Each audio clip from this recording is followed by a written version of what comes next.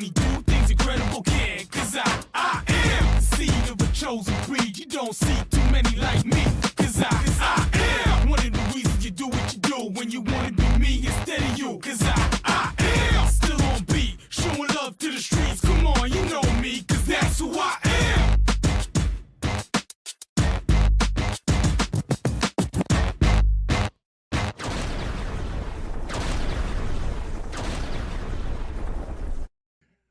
And good evening, everybody. I'm Kevin Hastings along with Chip Carter in here for the Red Zone channel.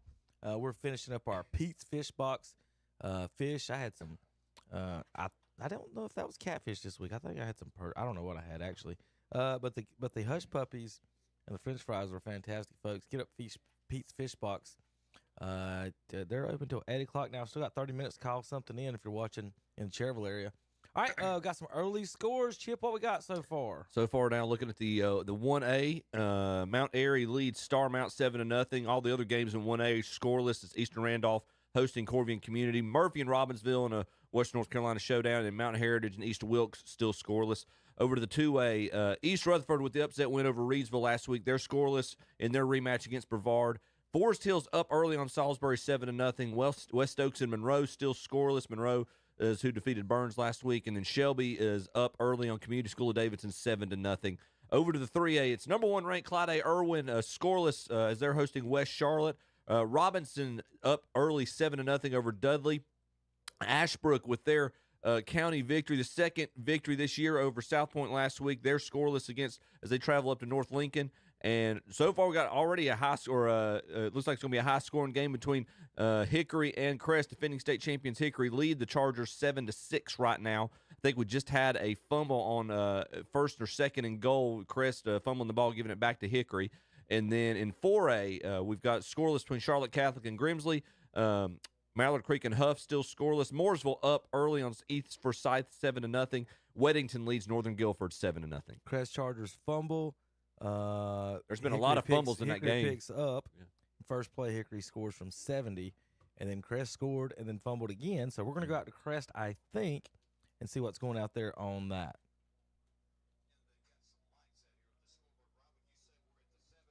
The 5 mark. Yeah, it's hard to tell, like I said, Paul, with the way the lights are out on the board. Well, and I may have given you a wrong time as I was describing those penalties a while ago, but again, one of the scoreboard issues. All right, Hickory out of that timeout. Looking, Stober in trouble in the end zone, now trying to run away. He's going to have to get rid of that football because they were attacking him at the back of the end zone, incomplete. And, Paul, if I'm not mistaken, I think Crest has already forced Hickory to use 2 timeouts in this game. That is massive because we still got a long way to go in this first half if we're down to 4 minutes, 5 minutes, or 7 minutes, which may be the case as we continue to double-check that. They're going to go on the ground here. Trying to go straight ahead is Lackey, and he's going to get very little. Not much at all. Maybe a yard. Yeah, they'll give him a yard to the 5-yard line. And here they're going to line up quickly again. And they line up, try to do that hard count, see if they can get Crest to jump. Good job by the Chargers. Stay home. Now Hickory looks to the sidelines and gets the call. Yeah, I think Brady Stoper in this offense is realizing that they've got a challenge with this defense tonight. He's getting a lot of instructions from the sideline. A fake to his running back. Again, they're going to go trying to throw out of the back of the end zone. And he just threw it into the hands of a Charger at the 20-yard line. Interception. So we see the Chargers forced a second turnover in this game. And what did I tell you, Paul? Getting into that backfield by the defensive front was going to be so important here tonight. Another thing that's helping us out is the fact that when we sadly had that fumble a while ago inside the 5, Rob, we were forcing Stober to have to operate in the end zone. So when that pressure was coming, he's running out of real estate. Yeah, absolutely nowhere to go. So 2 turnovers already by Hickory. There's been 1 by the Chargers. This was an interception, and I think we can now officially tell you we've got 6:31 to go in the first quarter. And by the way, it's Hickory 7, Crest 6, but Crest back in the red zone again of Hickory. It's going to be a quarterback keeper. Hamrick thought about going to the outside, stays up the inside to the 13-yard line. And I think that right there is what you was wanting to see Crest do out of that heavy set just a minute ago. So good to see Hamrick back with the ball in his hands, getting good yardage on that first play. Yep. The official's going to say his knee was down at the 14, but that's a good gain on first down. He gets 6 yards. It'll bring up 2nd down and 4. Crest has come to play here tonight against this team that's won 28 games in a row, the defending state champion in the 3A ranks. Looking to go to the air. Nope. It's going to be a handoff to Aiden Carson. Carson having a tough time, though. He is unable to get through that defensive line and cut the corner. And the thing you like there, if you're Hickory, a lot of red jerseys there making the tackle. They do a good job of swarming to the football and play good team defense. You do not want to see Crest come away empty this time, being inside the 15, which they were a few minutes ago. We can let you know that Robinson has gone up early, 7-0 over Dudley. How about that? Yep. That J.M. Robinson team's really good. Let's see. We got a timeout. Yeah, we got a timeout, Chargers. Yep. Coach calls a timeout. We'll take it as well on the Stanton Enterprise McDonald scoreboard. Hickory 7, Crest 6 in the first quarter, and, of course, here on KTC Broadcasting. Oh, get over there. Tired. Well, this week you do have Ashbrook, and Ashbrook's coming off one of their best seasons in a long time. I think they've had one winning season since 2013, and they're 10-2 now. Another spread offense, but this one doesn't seem to have the explosiveness that maybe an East Lincoln or a Hickory does, but what Ashbrook relies on. A long 4.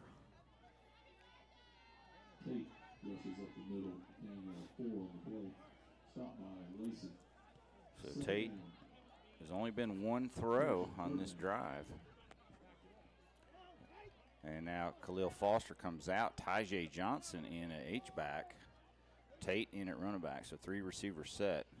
And they're going to run it behind Johnson. Big hole he opened up, and there's going to be first down to the 20-yard line. Another first down, another Cornerstone Dental first down, the 5th of the quarter for the Golden Lions. 1st and 10 on the Spartan 20-yard line. 2:30 left in this first quarter. Shelby leads 7-0. They got 14-0 on the line. We're going to put 7 on there. Yeah, I just lost them somehow. There we go. I'll tell you what, Shelby's really showing a hard-nosed approach to this ball game, and they're quickly over the ball again. First and goal at the 9, and they're going to run Tate again. He's down to the 5 and maybe the 4. Depends, and they're going to call it the 5, so that's a pickup of 4. 2nd and goal on the 5, 1:56 left in this first quarter. Again, Shelby leads 7-0. If you're just joining us, if you just tuned in to pick up the last 10 minutes of the pregame, there's 1:46 left in this first quarter. 2nd and goal, ball at the 5, and it's going to be Tate, and he's going to get in for the touchdown, I believe. Now they're saying he's down at the 1. That's one of those you kind of wish you had. You wish you had television, because it looked like he got in there, but it's going to be just shy, about the 1-inch line. So 3rd and goal. It was weird because half his body was in the end zone, but they said no, his knee hit down short, so that it's about the half-yard line. And I would think it's either going to be Farmer on the keeper or go right back to Tate, and they're going to give it to Tate, and he's going to be tackled in the backfield for a 2-yard loss. Crest decides to do here. So will they elect to kick it, or are they going to line up and go for 2? We'll see what the decision is. You have to be careful, Paul. You don't want to find yourself chasing points the rest of the game. Yeah. And it looks like they are going to kick it here. It looks like Greer has checked in.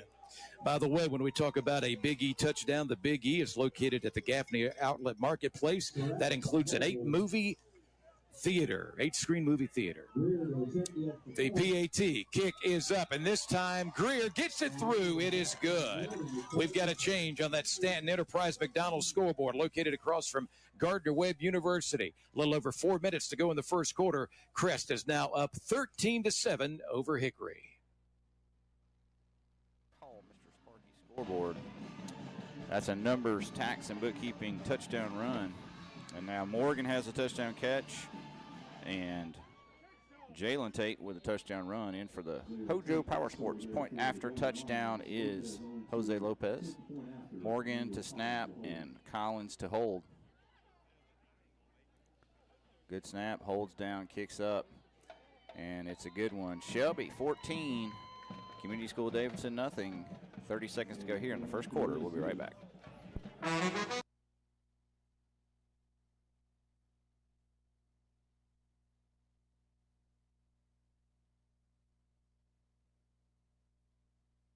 All right, folks, gonna do some quick score updates for you as we got here on the broadcast. Shelby now is up 14-0. We were Max Preps was predicting that one there.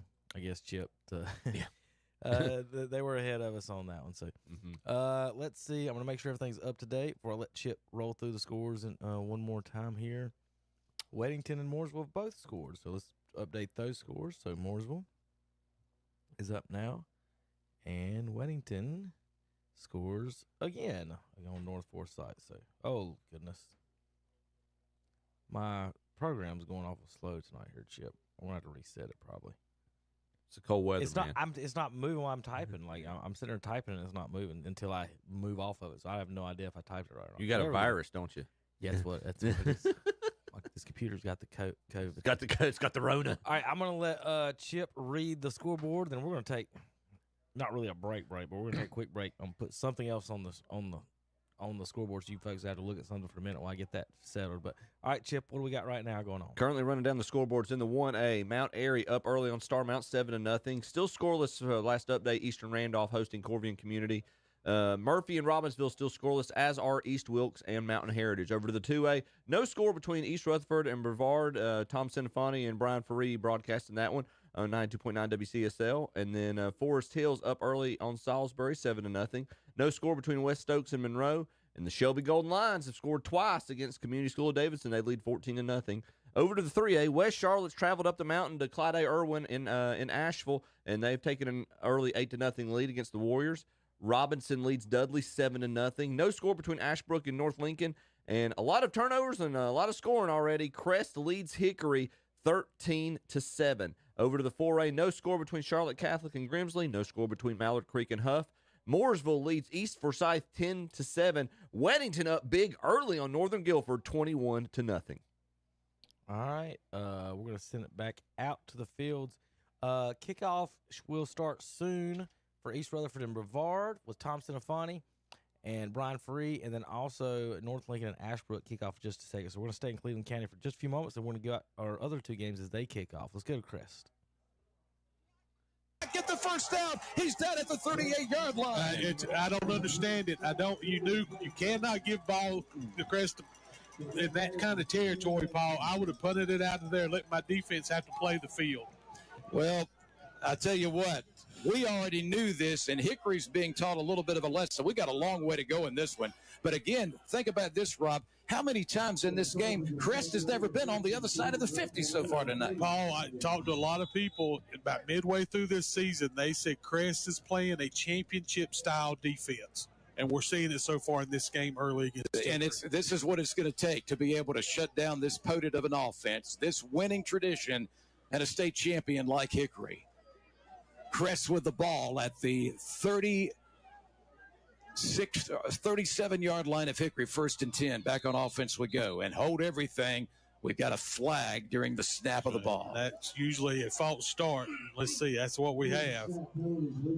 Again, you got to get rid of those things. You don't want to play behind the chains against this Hickory team. Keep that positive momentum going forward. That's a Freedom Financial penalty flag on the Chargers. Remember, flags on the field. Avoid those financial missteps when you deal with the experts at Freedom Financial, Oak Street Extension in Forest City. See Jahari Mosley checking back in on the offensive side of the ball. 42-yard line now after that 5-yard penalty. Hamrick going to have to throw it out quickly. Caught. Breaking a tackle to the 30. Face mask, 25, 20, 15, 10, 5. That's a Crest touchdown, I do believe. Yes. Big E touchdown for the Chargers. And guess who? Mr. Pluto Surratt. All false to the Crest Chargers said Hickory's here to play, so's Crest. The Charger fans are going insane right now. We want to try to hold it together. We still got a long way to go. And there was also a penalty flag, but it was on the defense. It'll be declined. The touchdown to Pluto Surratt will stand. Yeah, Paul, I think you called it. There was a face mask in there Yes. trying to make the tackle. Just could not bring it down. And I think Crest will keep the offense on the field this time to try to get the two-point conversion. By the way, folks, we just witnessed another Big E touchdown. Upstate Carolina's Complete Entertainment Center, a 42-yard pass play. Now the two-point conversion. Aiden Carson. Can he? Will he? No, man, just shy of breaking the plane. He did not get in. And again, you always worry about having to chase those points. We got another update, though, and it's on the Crest side. That's good. On the Stanton Enterprise McDonald's scoreboard, home of the world-famous French fries, Crest now up by a score of 19-7 on Hickory. You're listening to KTC Broadcasting. What much of a threat he is to throw it. And now I think the play clock ran out, and it's a delay game. Another 5-yard penalty. So now they're really making it tough on themselves. We're going to have us a 3rd down and 13. And they now are going to have to put Johnson back in at quarterback. So Johnson goes in, and number 9, Ryan Contillo, leaves. That changes up what they wanted to do there. I believe they were going to run Wildcat a couple of times. Now they're going to have to throw it. Number 5's out here, second man from the sideline, so look for him. And they're going to throw it, and they're going to throw it back to the left, single coverage, and it's again Raper with the pick, I think, in the end zone. Interception by Raper. He played that perfectly and then high-pointed it and made the catch. Wow. Raper with his second dynamic play. This one, he's got single coverage. He goes up high for the interception in the back of the end zone, and Shelby defense holds once again after Community School of Davidson started this drive on the Shelby 15. They come up empty. And the Community School of Davidson has yet to get a first down. Wow. So just a second pass attempt. First one incomplete. Knocked. From back to the 36-yard line. And that'll bring up the first 3rd down of the game for Ashbrook. Yeah, as you mentioned, it was a good job. They filled all gaps in the line there on that one, and it was a good job by Houston Summy to wrap them up, and Cade Sturgill will finish him off.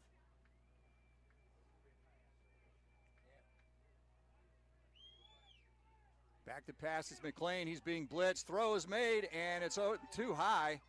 And the receiver is kind of lobbying for an interference call, but there is very, very incidental contact on that. So that will be time for a punt for Ashbrook as it's 4th and 4. Yeah, good backside blitz there by Zach Hartwell, number 223 for North Lincoln. I don't know if McLean saw him, but it looked like he got that ball out a little quicker than he wanted to, and that kind of helped with the with that incompletion. Yeah, and it was a little too high as well. I'm not sure that was catchable. So back to punt is number 50. He doesn't get much of a kickoff off the side of his foot, and it takes a North Lincoln bounce. Let it go, and they touch it down at the 44-yard line. So it is an 8-yard punt. Well, we said and here we go. North Lincoln in great field position, which is what they try and do. But one of the weapons, again, that we always said for North Lincoln was their special teams. And we couldn't find much on Ashbrook, so that tells you the difference between the two. And didn't want to publicize it. So 9:01 to go in the first quarter, no score. North Lincoln coming to bat at the 43-yard line of Ashbrook. Handoff straight at the middle with Wingate, breaks a tackle. He's out and he gets across the 30, finally pulled down to the 25, but a gain of 19 on the first play of the game. Yeah, one of the things I was trying to watch Ashbrook's defense is sometimes they'll take their defensive tackles and plug the A gaps on either side of the center. They did that a little bit, and then they pretty much played a normal 4-3 type of defensive front with 3 linebackers. We'll see what their plan is tonight. Well, we've seen North jump on teams quickly the last 2 weeks. They're trying to do it again. Wingate again up the middle, and he's going to have a good 5 yards on that carry. As North Lincoln says, if it ain't broke, don't fix it. Just keep handing off to Shannon. Last week, North Davidson, they jumped on quick, and then last week, the 80-yard kickoff returned to the 6, and they score on the first play 14 seconds into the game. And they're trying to score quickly again tonight. Handoff. Nope. Sipe keeps it. Pitches. He's got AG out into the space. He's across the 10, the 5. Touchdown, North Lincoln. A 21-yard touchdown run. Nice pitch by Sipe to Landon Agee. And here we go. The Knights are on the board. It took 1 minute and 1 second on that possession. Again, we know that Cypress does a great job running this option, and that was perfect. And look, 2 Ashbrook players actually ran into each other on the perimeter, and there was no way that they were catching them on that one. Great start. And again, this is 3 games in a row here in the playoffs that they jumped on their opponent quickly. So that is an Abernathy Chrysler Dodge Jeep Ram of Lincolnton touchdown for the Knights. And now on to attempt the James River Equipment PAT is Jake Dillingham. Sipe with a hold. Kick is up, and it's pounded through. So with 8 minutes to go in the first quarter, on the First Federal Savings Bank scoreboard, it's North Lincoln 7, Ashbrook 0. We'll be back with more Lincoln County High School football after this. Sooner or later, everyone wants to make their home dreams a reality. I'm sure you've seen the television shows and flipped through magazines and you know what you want. Or then again, maybe you're not sure. You know that you want something different and something better. Get started today by contacting the building professionals at Key Building.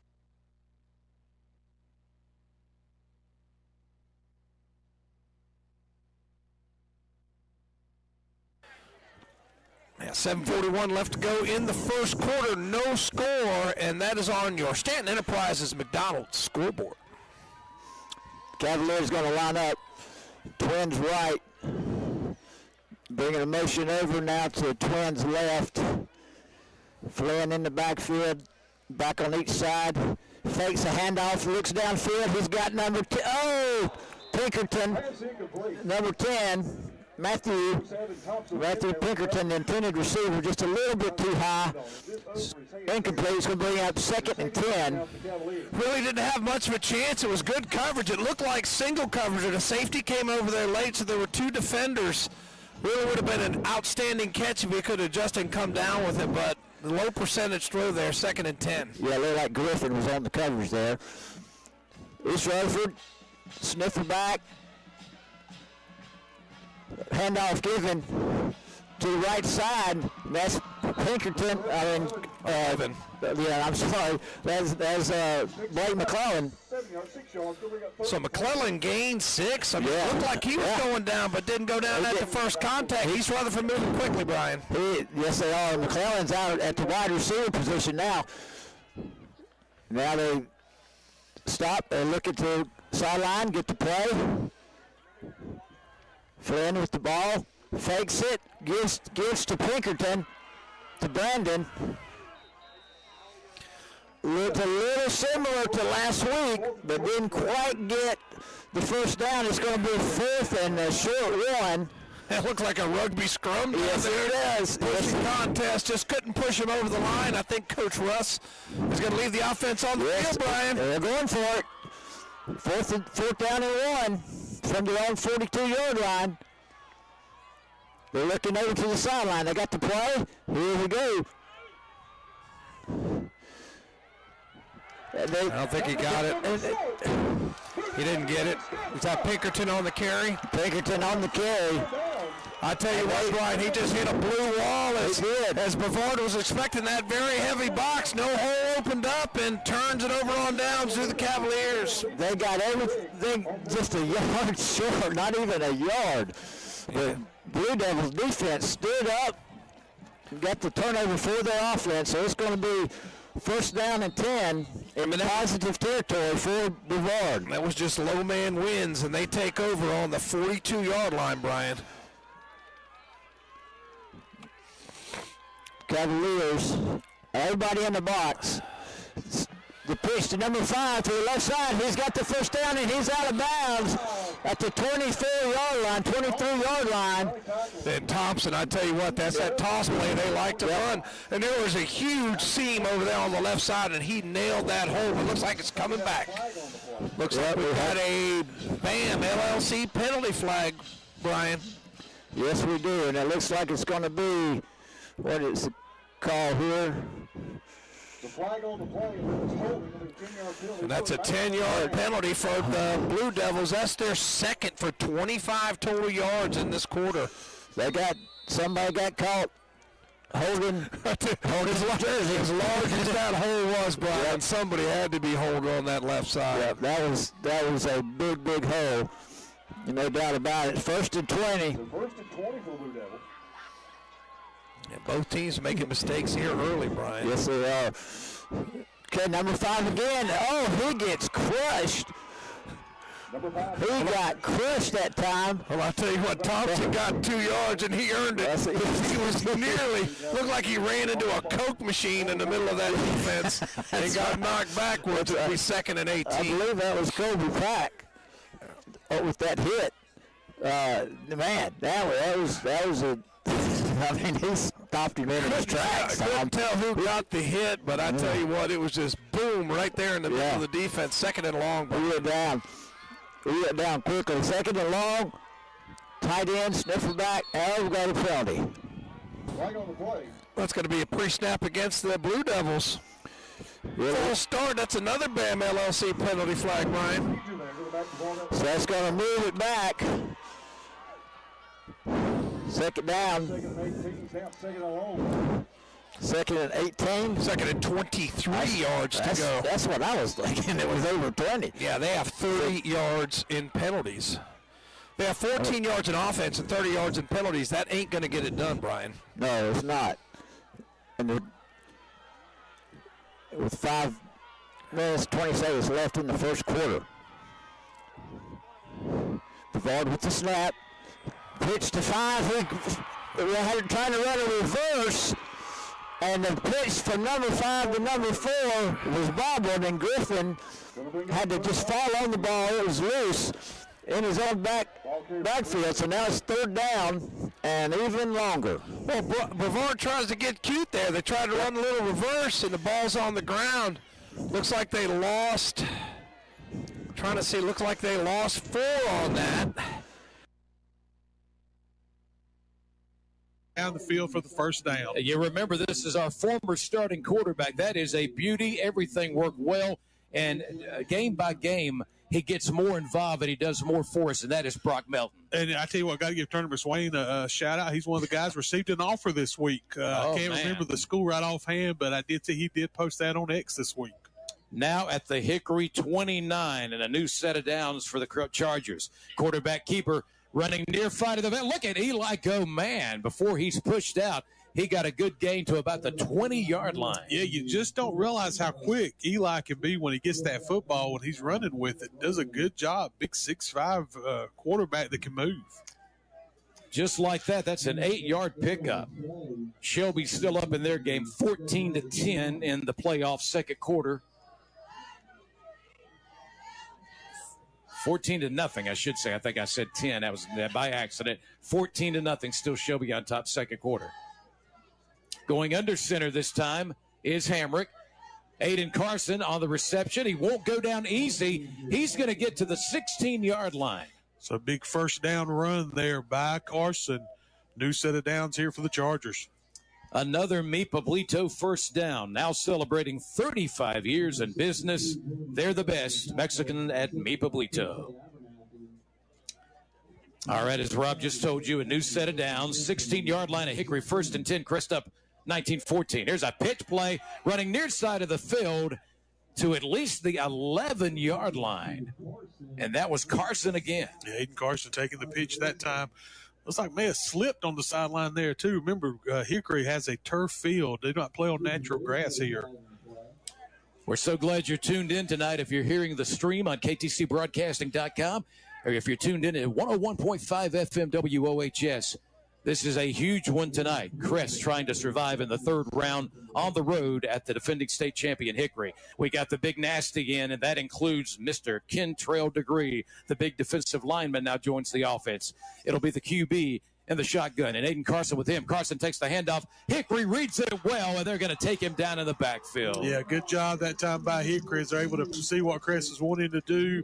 Nice tip tackle to bring Carson down. That'll bring Crest back more traditional offense as those receivers check back in. Yep, they were ready for the big nasty this time. It was effective earlier. We've seen it effective against so many teams throughout the season. Still looking, I think, at 2 plays to get their first down here, 3rd and 10. Hello to Cindy Blanton out there listening tonight. Appreciate her tuning in, my sister. Enjoyed Thanksgiving with them yesterday.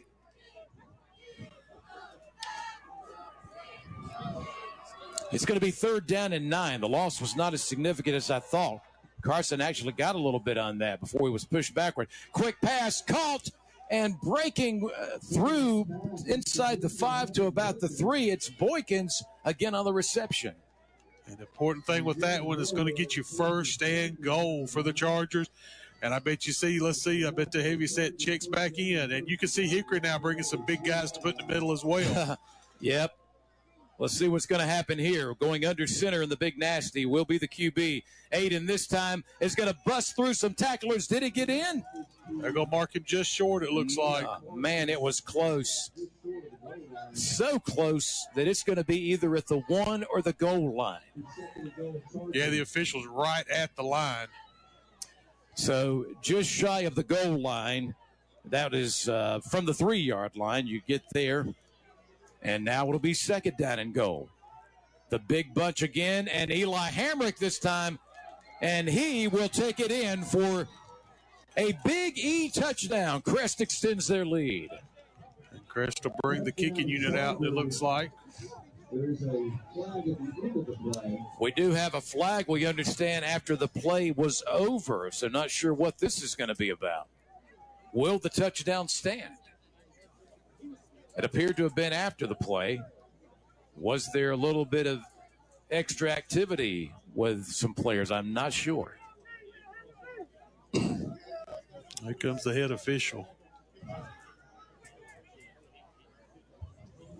It's unsportsmanlike against Crest, I think, after the touchdown. And it looks like they're going to take it on the kick, Hickory will. Yeah. So. All right, we need our guys to keep their cool, certainly after another big score. 25-14 now after that Big E touchdown. Gaffney's Complete Entertainment Center in the upstate. Greer's going to hit the PAT, and the Chargers have extended their lead. 7:21 to go in the 2nd quarter, and on the Stanton Enterprise McDonald's scoreboard, Crest 26, Hickory 14 on KTC.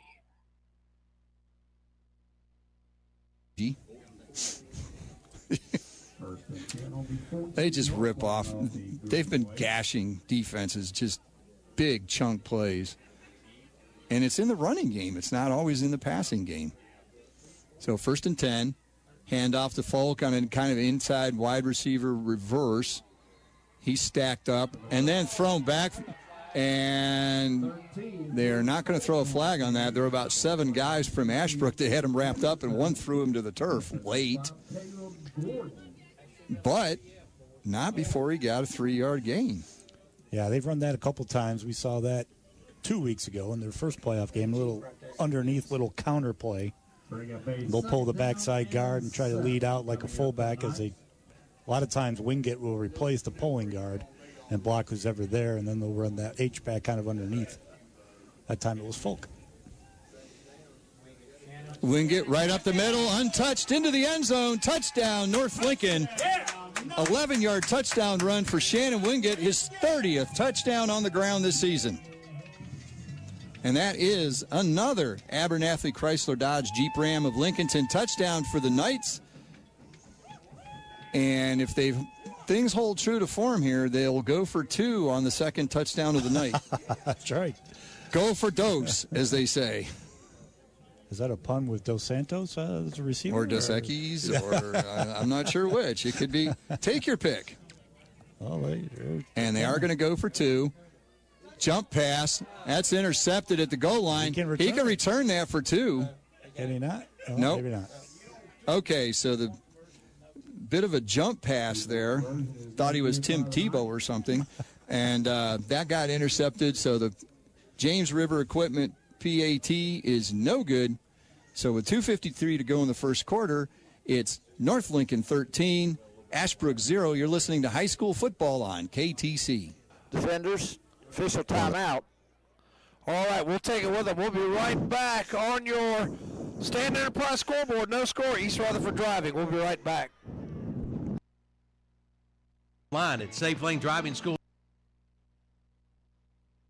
Going to get a few yards to the 31, I believe. So Johnson's becoming a little bit of everything. They're not having success running Lackey. They're leading rusher with. And Paul, I had heard going into this game, Lackey was dinged up a little bit. That could be the case, and Crest has been able to try to take advantage. Now, speaking of Lackey, he's back in the backfield now. It's double receivers far and near on the formation. Lackey has got a big gain here. He just goes straight up the middle, takes a number of tacklers to get him down. He gets to the 21-yard line. Yeah, going to make it about 3rd and 1 here. It's going to be 3rd and only 1 needed here. Again, we've got double receivers to both sides of the offensive line. And by the way, Hickory is going from left to right on your radio dial or your internet. And Lackey is going to get behind a blocker, and that young man is going to get a substantial gain going inside the 10-yard line. Yeah, good run there by Lackey. Good blocking up front by the Hickory offensive line, and they're quickly back to the line of scrimmage, ready to go. Just got a Meat-Pub's first down. Lackey again, it's all about the run. And he takes tacklers with him into the end zone. And it was all about Lackey after I had said we had been doing a good job of stocking him. He's got the Hickory touchdown. Yeah, good job by Lackey. Again, we talked about how big and strong he is as a running back, and there was a prime example taking it into the end zone. I hope that Lyrek Pettis is okay, was favoring his left wrist. And he goes back to line up, but he looks to be in some pain right now. Yeah, got to have Lyric healthy. So important on both sides of the ball for this football team.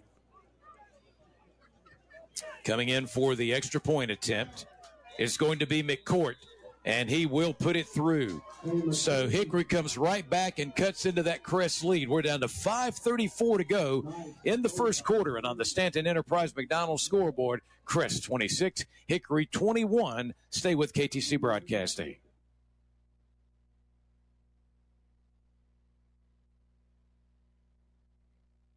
$1 plus get zero. Real estate agent.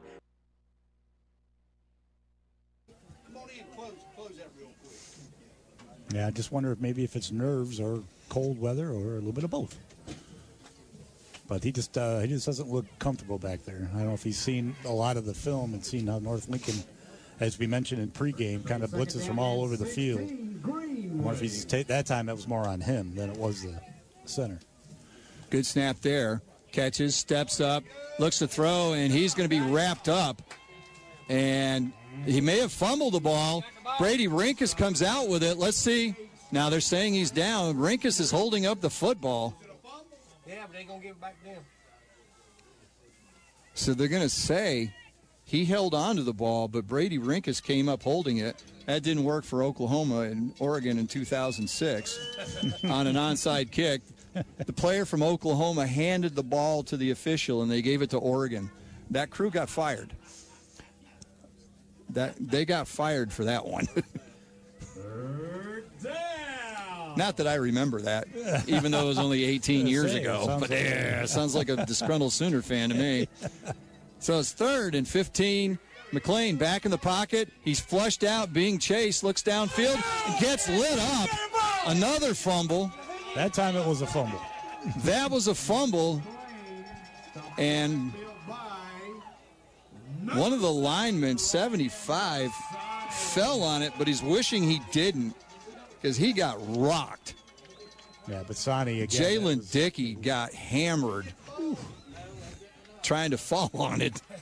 My goodness.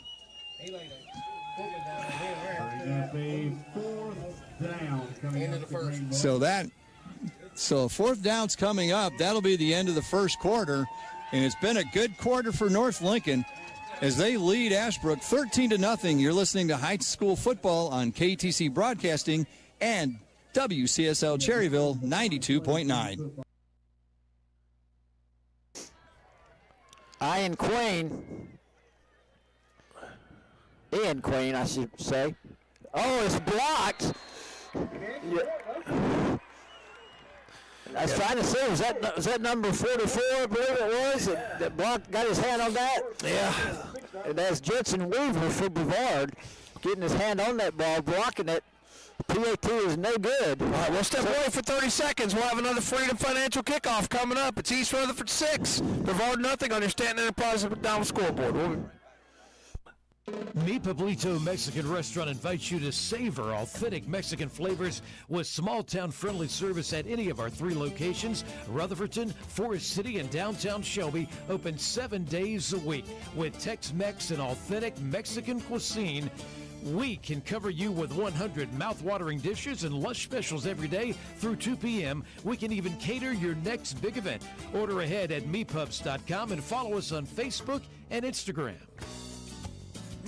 Mow for your money with these hot offers from Bush Hog and NC Tractor and Farm Supply in Rutherfordton. Experience a summer of scorching hot deals with Bush Hog, where you get unbeatable performance. Those 2 times deep in Shelby territory. The penalty situation is exactly even. 30 yards in penalties on Shelby, 30 yards in penalties against the Spartans, the Community School of Davidson. And it's just Shelby got off that 14-0 lead and then kind of not been able to run it quite as well since that time. And they've been bringing a late blitzer that has forced 2 sacks against Land Farmer. And so Shelby leads. The other thing that's unusual about this game is Shelby's held the ball for almost 14 minutes of the first half. So out of the 24 minutes, they've held it for 13 minutes and 58 seconds. So you can tell Shelby's trying to ground and pound, and that part's working pretty well. Yeah, a little bit different ball control type mentality for the Golden Lions tonight. Let's look at some stats for Community School of Davidson. Jake Johnson is 2 of 4 passing for just 6 yards, both completions to Brandon Albert. So he's got 2 catches for 6 yards. He's also the leading rusher. Albert has 10 carries for 35 yards. Oliver Morris has 3 carries for 12 yards, and Jake Johnson has 1 carry for -9. So that's 14 carries for 38 yards, and then 6 passing for just 44 total yards. Shelby Land Farmers 5 of 9 for 113 yards and 1 touchdown. Tyler Morgan has 2 catches for 81 yards and a touchdown. He's also lost a fumble. Nick Norris has 2 catches for 31 yards, and Jalen Tate has 1 catch for 1 yard. Rushing, Jalen Tate's been the story, 19 carries, 85 yards, and a touchdown. Nick Norris has 2 rushes for 13 yards. And Or outside pitch or outside. Next thing you know, he turns it up and gets a good gain. Yeah, just makes the right decision. It was perfect. Like you said, they overplayed the pitchman on that one, and Swipe just put his foot in the ground, got vertical, and was able to pick up that turn. Hauser Insurance first down. Again, he's been running that offense, this offense great, really in 2 years. I mean, we covered him some last year. Yeah. It's just getting better and better. Well, you got AG out there, 2 carries, 36 yards. They're going to overplay that, so he just turned it up. Keeps it again, pitch to Folk. Folk's going around the left side. Block out in front by AG, but he didn't get very far with it. And he might be back to the line of scrimmage, and that's about it. Yeah, that was a good job there by Cameron Mayfield for Ashbrook. He just fought off that block, maintained outside leverage, but kept the shoulder out there. And then when AG or Folk came around the side, he made a great tackle. But you did it once. Can you do it twice? Yeah, but you've got to do it over and over and over with this North Lincoln offense. And this time, as North Lincoln goes to set, number 23 jumps offside. That is Quamel Scott, 230-pound junior lineman, is guilty of the offside, so that's a free 5 yards for North Lincoln. So to be 2nd and about 5. Bring up a 2nd down and 5 coming up. Yeah, they don't need any help. So that gets it to the plus 48-yard line. So they're on the Ashbrook side of the field. 2nd and 5. Sight back to pass, looks, and it's tipped. He had a receiver open. That was DeSantos. but Pass was intended for number 6. Mausen. is that 17? I believe so. Mausen. Yeah, 17. That is Jaden Mausen. He stepped up and he got a hand on it, just went past him. If he had tipped it straight up to himself, that would have been an interception. So, yeah, I got him listed as 5'9", 160. If he was 5'11", he probably would have picked that one up. all right, so they need 5 here. They pitch to Agee. He's got the corner. He's across the 40, the 30, the 20, breaks it a little bit inside, drags the tackler inside the 20, and the Knights are in the red zone. It's just death by 1,000 paper cuts and about 15 yards at a crack. So he gets all the way down to the 18-yard line, gain of 30. He's got 21, 15, and 30 on 2 carries tonight. I don't know if they just don't think he's that fast or not, but like I said, that's the 3rd time he's gotten out there. Well, I don't know if they don't think he's fast, what's that blur in black going by? Yeah. He's the one that's on his way to the end zone. Yeah, you better grab hold quick. And it is blackout, the theme here tonight at North Lincoln. It is Black Friday. And this time, Wingate straight up. And this time, he's not going to get much on that one. Maybe, well, you know what? It looked like he's hit at the line of scrimmage, and he gained 2. So good push by the line for North Lincoln. And Ashbrook is going to take a timeout, and we'll take one too. We'll be back with 2nd and 8 after this message. Start up the savings on your auto insurance with a version of the brotherly shove there as they go into the end zone. Eli Hamrick, by the way, that will be, I do believe, what is his 2nd touchdown of this game. And once again, Paul, if that's a penalty on the Chargers, you just can't hurt yourself. You're playing good defense overall, but if especially you give Hickory a short field here, let's see what the call is. It's unsportsmanlike against Crest. Yeah, that's hurting Crest. That's happened after 2 touchdowns now, and I've noticed a lot of frustration with Hickory. So Crest just needs to walk away, enjoy the score, and leave it at that. Absolutely. A Big E touchdown now leads to Carson's extra point attempt, which, well, I was about to say, well,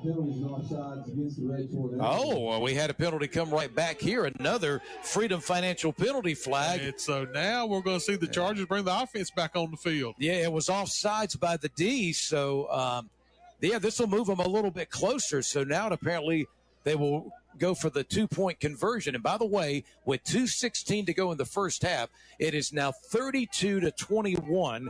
Crest leading as they try to get to 34. Wait a minute. See. Hickory's going to take a timeout. We'll take it as well on the Stanton Enterprise McDonald scoreboard. 32-21, Crest leading Hickory on KTC Broadcasting.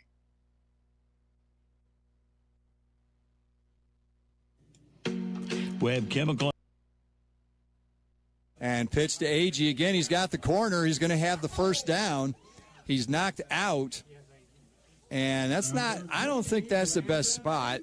They're saying he got to the 9-yard line. So he got 4, he needed 5. Give it to the bull.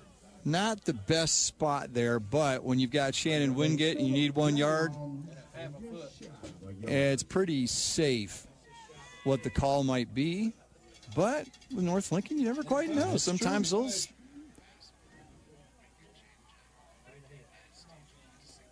So Sipe stands up quick, trying to see if he can draw him offside. Doesn't.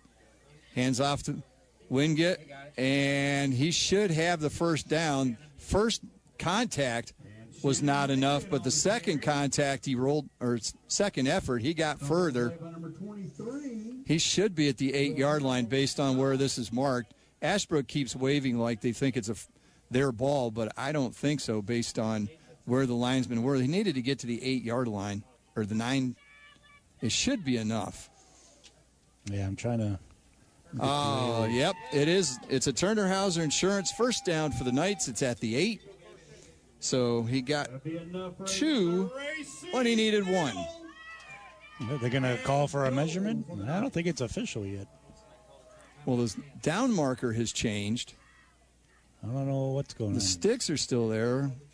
Well, now we're going to have our second measurement of the season. Hey, how about that? This is only our second measurement, and we've done 14 ball games this season. My goodness. I don't know what.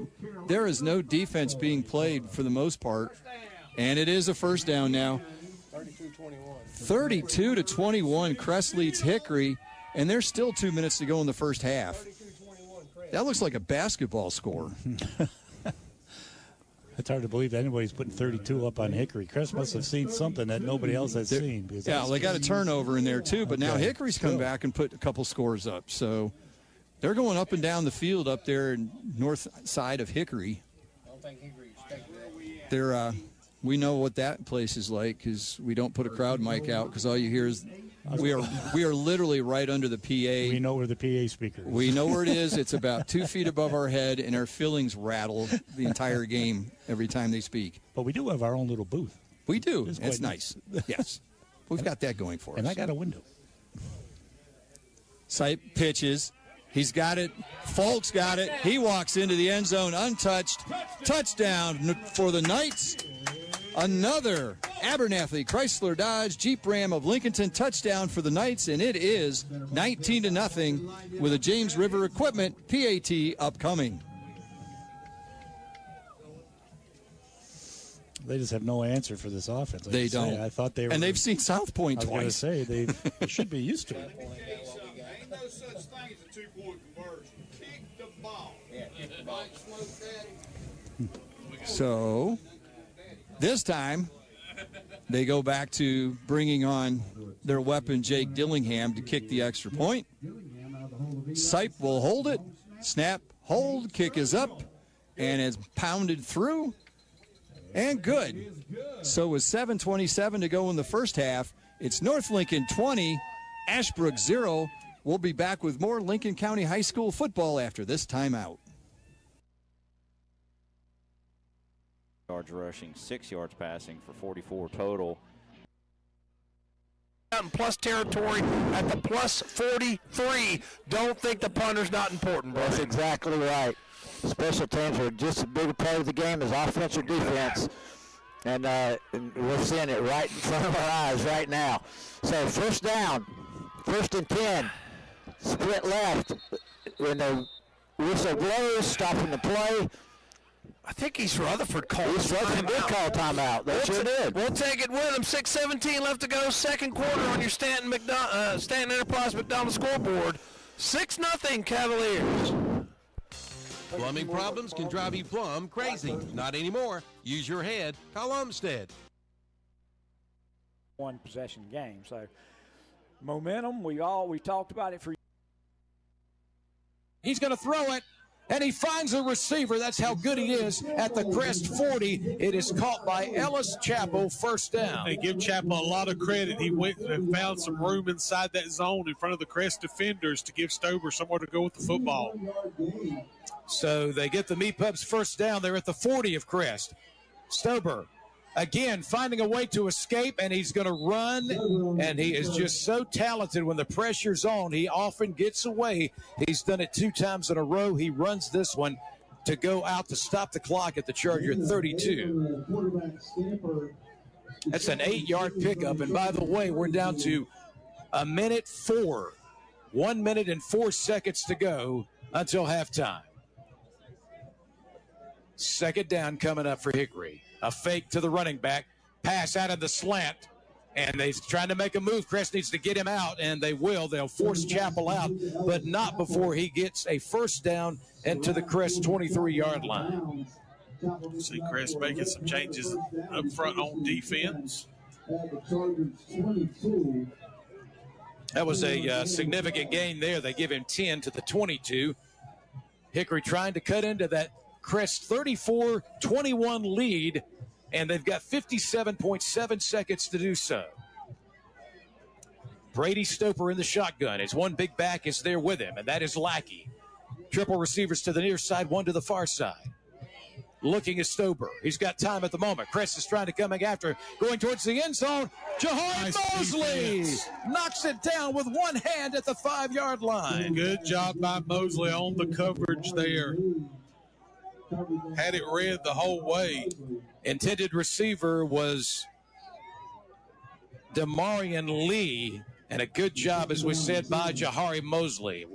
What a hoss that young man is for this Charger defense. It'll be 2nd down and 10 coming up. Again, the ball at the Charger 22 for Hickory. 51.5 seconds now to go until halftime. Faking to Lackey. He's going to go towards the end zone, and it is going to be, I believe, a Hickory touchdown. The defender for Crest never turned around. That is Jamian Little in for the TD. Yeah, we talked about Little and being their number one receiver. His size on that corner, just able to go over the top of the Crest defender. As good as this Crest offense has been in this game tonight, every time we get the ball back, we have gone down and scored. Hickory finds a way to keep coming right back. And they've got the athletes that are keeping this game close. They're not used to being down like this. And they're down now only 34-27, as we will see McCord back out for the extra point attempt. Ball is snapped. Ball is down. Kick is up. And this kick is good. 45.2 seconds to go until halftime. And on the Stanton Enterprise McDonald's scoreboard, home of those world-famous fries, it is now Crest 34 and Hickory 28. The other area games here, we know the Hickory score. That's 30. Mooresville leads East Forsyth 17-14. Weddington leads Northern Guilford 48-0. Good gracious. So they're back on their own side of the field now at the 49-yard line. Hand off to Smith. He goes straight into the line and nowhere else. Number 10, Martino Smith on the carry. And may have got one. I believe one. 11, Brady Rinkus. The line judge on this side had him at the line of scrimmage. The other had him gaining 1, so he ends up with a gain of 1, and it's 3rd and 14. And North Lincoln has kept them from having 3rd and short most of the night. We had 4th and 3rd and a mile. Mm-hmm. It was like 26 yards or something like that. Now they've got 14. Well, it seems like one a possession that the center and the quarterback missed that snap up. Clean snap this time. He's flushed out of the pocket. It's going to run. He's got some room. He's trying to get out of there. Ryan Bassani was shadowing him, and then he saw number 9. And that is Tanner Ayers. Yeah. He saw him coming at full tilt and decided, I'm going to fall down. Put the brakes on and blew a tire. So he gained 6 on that, but it's still going to be 4th and 8. And so Zell Garcia will be back to try his 3rd punt of the ball game already. And Falk is back standing at his 10-yard line. What's the rule there if you're standing on your 10? If it goes over your head, let it go. Right. You kind of wonder here, there's going to need to be a timeout from that. Yeah, they're going to take a timeout here. Some confusion on who was supposed to be on for the kick team.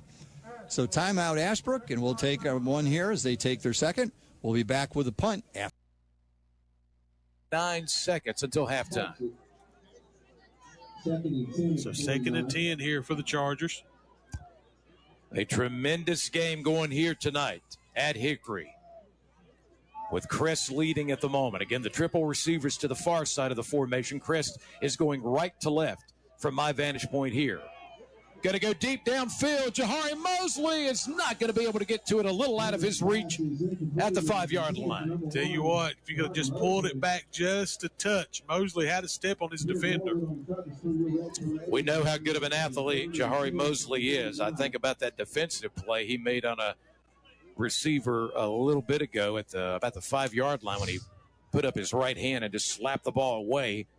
And right there, just a little bit out of his reach. And instead, it'll be 3rd down and 10 for Crest. Or, excuse me, it'll be 3rd down and a little more than that after.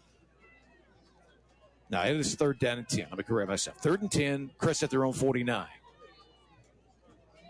Aiden Carson again.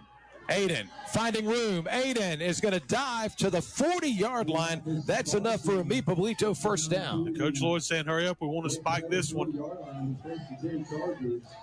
Yeah, they need to kill the ball immediately. The clock is down to 7 seconds, and that's what they'll do.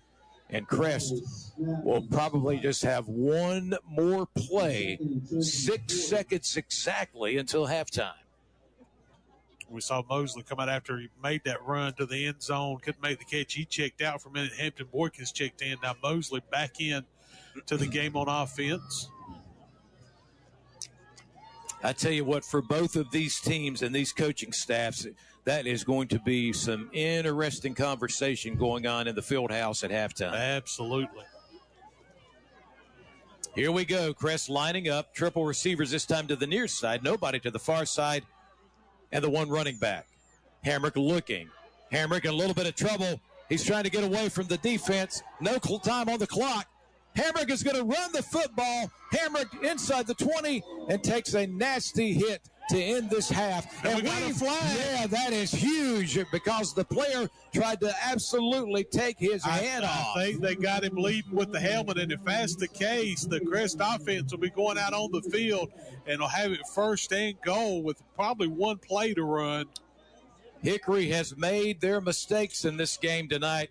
As I say, when you're a football team that is not used to being down very often, with this 28 game in a row winning streak, Eli Hamrick took off, and it didn't appear that he was going to be able to make it to the end zone because we saw several of these burgundy jerseys in front of him once he got inside the 15, but it was the fact that was a nasty hit on the far side of the field that led to a penalty flag. A long discussion over there by the officials on that far side. And we'll see the Hickory players upset, so I think it's going to be against Hickory. This is going to give Crest, we think, one more opportunity before halftime with this 34-28 lead they have. By the way, this was a 7 o'clock kickoff tonight. If you've been tuning in and you think we're way ahead, it's not that it's moving that fast. It's the fact that we had a 7 p.m. kickoff. And it is a personal foul against Hickory. So the Crest fans below us happy about that. So it was after the play, Paul. Oh, yeah. That'll happen when we come back after halftime. Yep, sadly, Crest will not get another opportunity in this first half as it will be addressed in the second. We go to halftime, and on the Stanton Enterprise McDonald scoreboard, Crest with a 34-28 lead at Hickory. We'll move into our Gardner-Webb University halftime show on KTC Broadcasting when we come back. Yeah, you lucky guy. Yeah. Pressure's on me. 3 minutes to go in the first half, 20-0. North Lincoln with the ball, trying to drive down and get a score, and they get the ball to start the second half. Sipe back to pass, flushed out of the pocket. He throws it away. It gets to the line of scrimmage. Agee was in the area, so it will not be grounding, and it'll be second down. They were looking to go deep, but nobody was open, and all of a sudden he's looking at 3 white jerseys. Yeah. I was kind of waiting to see if they said maybe he got out of the tackle, but like you say, he did get the ball back to the line of scrimmage over Tim Folk's head. I didn't see who caught it on the bench. If anybody, it might have gone over the players standing there on the sideline. So it'll be 2nd and 10 from the 40. Sipe keeps it. Pitches to Agee. Oh, boy. Number 18. That is Keenan Early. And he laid out Agee on that one. That's the first play that North Lincoln has lost yardage on tonight. Yeah, Early was out there like playing the corner position, and he was just out wide. And Agee's coming off slowly. North Lincoln will take a timeout. Addie McGinnis out to take a look at him. He got rocked. Yeah. He was trying to concentrate on catching the pitch, and Early came storming in from the corner position, as you said, and he just lit him up. Amazingly, Agee held on to the football. Yeah, because I don't think Sipe saw him either, because I think Sipe probably would have planted himself, and he would have pulled it up and he would have turned kept up. it. Yeah. I mean, he just, because he hadn't seen it all night. As I said, that was the first time that Ashbrook's been in the backfield to stop Agee. I mean, we said he was averaging, 13, 15 Yeah, yards 16 yards a carry. So we've got 2:25 to go here. They've gone to halftime. With all the scoring up in Hickory, they are just getting to halftime. It's 34-28 Crest. So Hickory took a punch, and they're coming back now.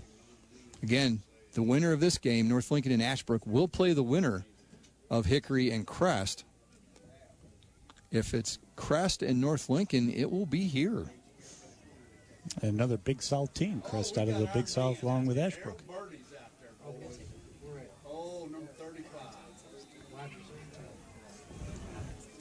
So 3rd and 13, 2 wide receivers, kind of an inside reverse again to Folk. They've run that play before, and kind of a conservative call, but you don't want to do anything crazy. You're going to get the ball to start second half here.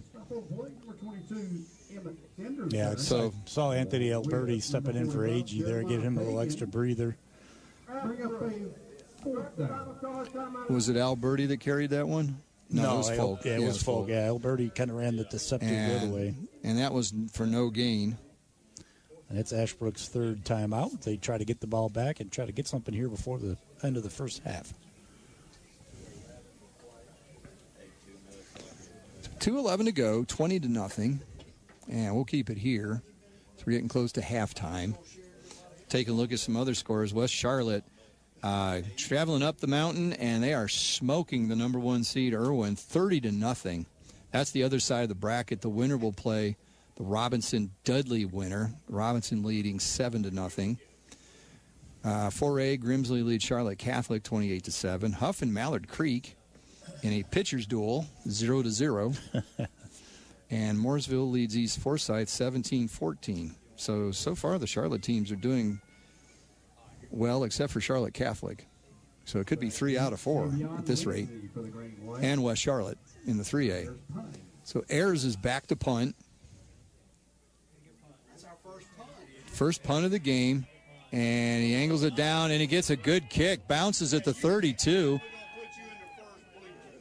And it goes all the way down to the 17-yard line. He gets 15 yards of roll on that. After the punt, the Green Wave will start their drive 1st and 10. So a 56-yard punt, no return. You got to like that if you're. Absolutely. You've got to like that. Yeah, we mentioned the special teams factor for North Lincoln, and that keeps showing its head every time they have to do something. Agee's back out there. I think he's got the wind knocked out there. Yeah, Agee, someone in the press box just pointed out Agee's back out on the field. That's a good sign. He did get rocked pretty well. So just under 2 minutes to go. 3 wide receivers in a stack on the right side, but they hand off. It goes to Smith. Brought to you by the Bureau of Rutherford County, the Farm Bureau of Rutherford County. We'll be right back once again on your Stanton Enterprises McDonald's scoreboard. It's Brevard 7, East Rutherford 6. McDonald's is your go-to location for popular food items before. He breaks through the line, gets across the 30, dragged down at the 35. That'll be a Turner Hauser Insurance first down. Gain of 15. So I think that finally gets him into positive yardage for the game because he had the 16 and the 6 and 2 6-yard losses on the low snaps. So again, they're going to run trips to the wide side of the field, which is down the bottom here. McLean back, steps up, flushed out of the pocket, looks downfield, gets drilled as he throws. It's a jump ball, and it's intercepted. Tip is made, and it's picked off by number 10, Aaron Doden. Nice pass downfield. There were 2 defenders, 2 wide receivers. It tipped off of one player. Doden was back there just saying thank you and makes the interception.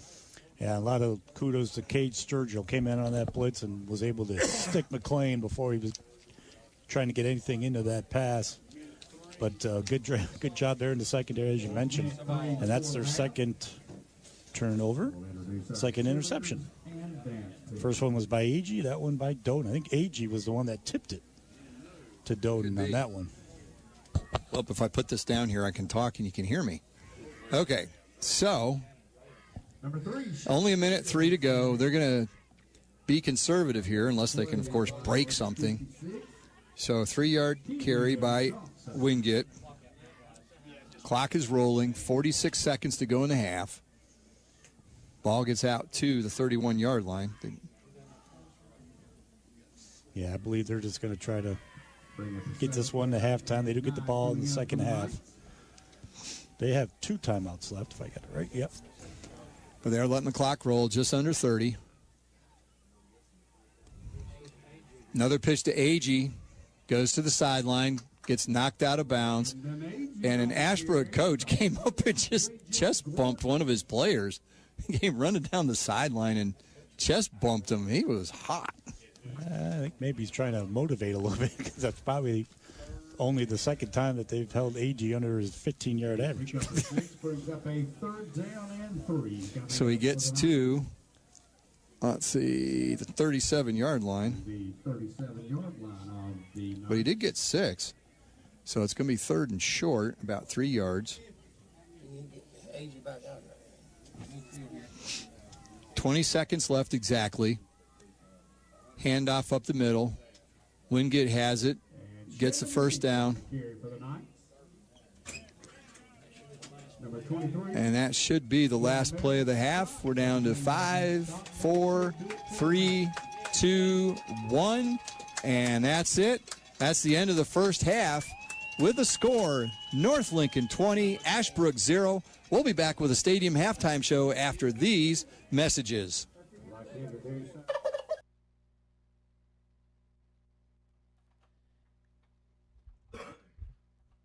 Hey, good evening, folks. Welcome to the Red Zone channel. I'm Kevin Hastings. Chip Carter's in the house. Dennis Davis, Andre Bush. Looking at some of the games in the area. We're going to go across the board. Since we got 4 people in here, I'm going to do the 1A, Chip do the 2A, Dennis the 3A, and Andre can handle the 4A. So in the 1A, number 1 seed Mount Airy is up 20-7 over number 9 seed Star Mount. They'll play the winner of number 4 seed Eastern Randolph, who's losing 13-6 against the 5 seed Corvion Community.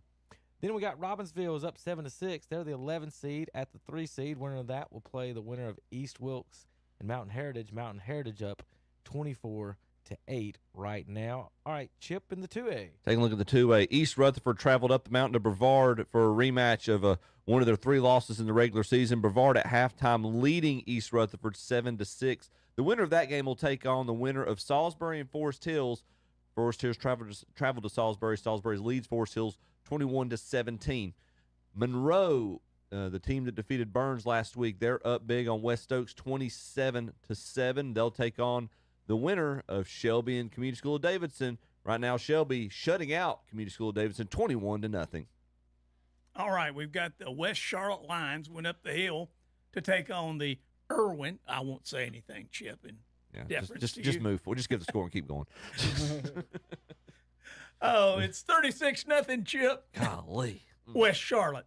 And Dudley and Robinson, we said that was going to be a slobber knocker, Andre. That game is played in the trenches. You would love that one right there, buddy.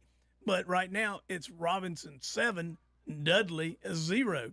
So what would have, if West Charlotte were to somehow squeak out a victory, Chip, they would take on the winner. And it looks like at the present moment it might be Robinson, but who knows? We've got a half to go. So that would be an interesting game. In a little surprising score to me tonight, I thought Ashbrook would play better up at North Lincoln, but it's North Lincoln 20, Ashbrook 0 at this point. And in the Crest and Hickory game, Crest keeps playing ping pong up there. They're back and forth with the scores. It's currently Crest 34, Hickory 28. That would mean next week, if North Lincoln wins and Crest should win, they would play at North Lincoln. If Hickory wins, then North Lincoln would have to go to Hickory. All right, Andre, what's going on in the 4A? We got Grimsley Whirlies leading Charlotte Catholic Cougars 28-7. Hugh Huskies leading Mallet Creek 13-0. Mooresville Blue Devils leading East Forsyth 17-14. And Weddington Warriors leading Northern Guilford 55-0. In a close one. Yeah. All right, folks, we got 4 broadcasts here on our Red Zone tonight. We got East Rutherford and Brevard. It's a 1-point score or a 1-point game. Crest and Hickory's back and forth. North Lincoln's dominating right now 20-0 over Ashbrook, and Shelby 21-0 over Community School of Davidson. Shelby started first at 7 o'clock along with Crest. We're going to probably work on Shelby Community School of Davidson for a little bit until that gets out of hand, and then we'll work on to the other schools, the Crest game, and then on to the other ones as we work through the Red Zone channel. Usually on to about 9:30, folks. We'll see what's happening and what's going on at that point. We may stay on a little bit longer if we got a game really close, or just send you right back out to the other games. Shelby is now taking a 28-0 lead out there at Shelby High School. So the Lions are pulling away from the Community School of Davidson Spartans. There was a report before the game, Andre, that Community School of Davidson was taunting Shelby. Not sure what that means, but I can't wait to hear Steve DeGree's version of what was going on out They did not do the dog pile. I guess because they showed up. Don't poke the bear or the lion, for that matter. Who knows? All right, folks, we're going to send you back out. We're going to check on that Shelby game. They may be in commercial. If they are, we'll switch over to Crest. Let's try Shelby first. Austin Ridge's Barbecue is now open. Told you they'd be in commercial. But now let's try Crest. Lackey has 42 yards and a touchdown. Leading receiver for Hickory is Ellis Chappell. I'll find you 5 receptions for 103 yards, a touchdown. Jamin Little also with 2 receptions, 96 yards and a touchdown. For full.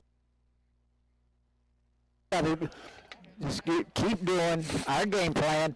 Get the ball in the end zone. Make the stops that we know we're going to stop, and we're going to be fine. So he's telling them, trust the process. Guys, trust the process, because we got a good second half to coming our way. I'll tell you what, they've done the job on Pinkerton.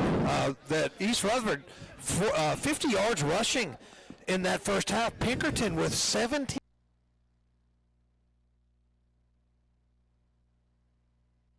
All right, we're going to be back with more of the Farm Bureau of Rutherford County halftime show in just a few moments. Fountain Electric and Services is your local home electrical expert since 1946. Fountain Electric and Services can help if the power of your home goes out. Call 828-287-4343 to book your home generator installation. They can even install new ceiling fans or kitchen and bath lighting. Call 828-287-4343 to book their home lighting service.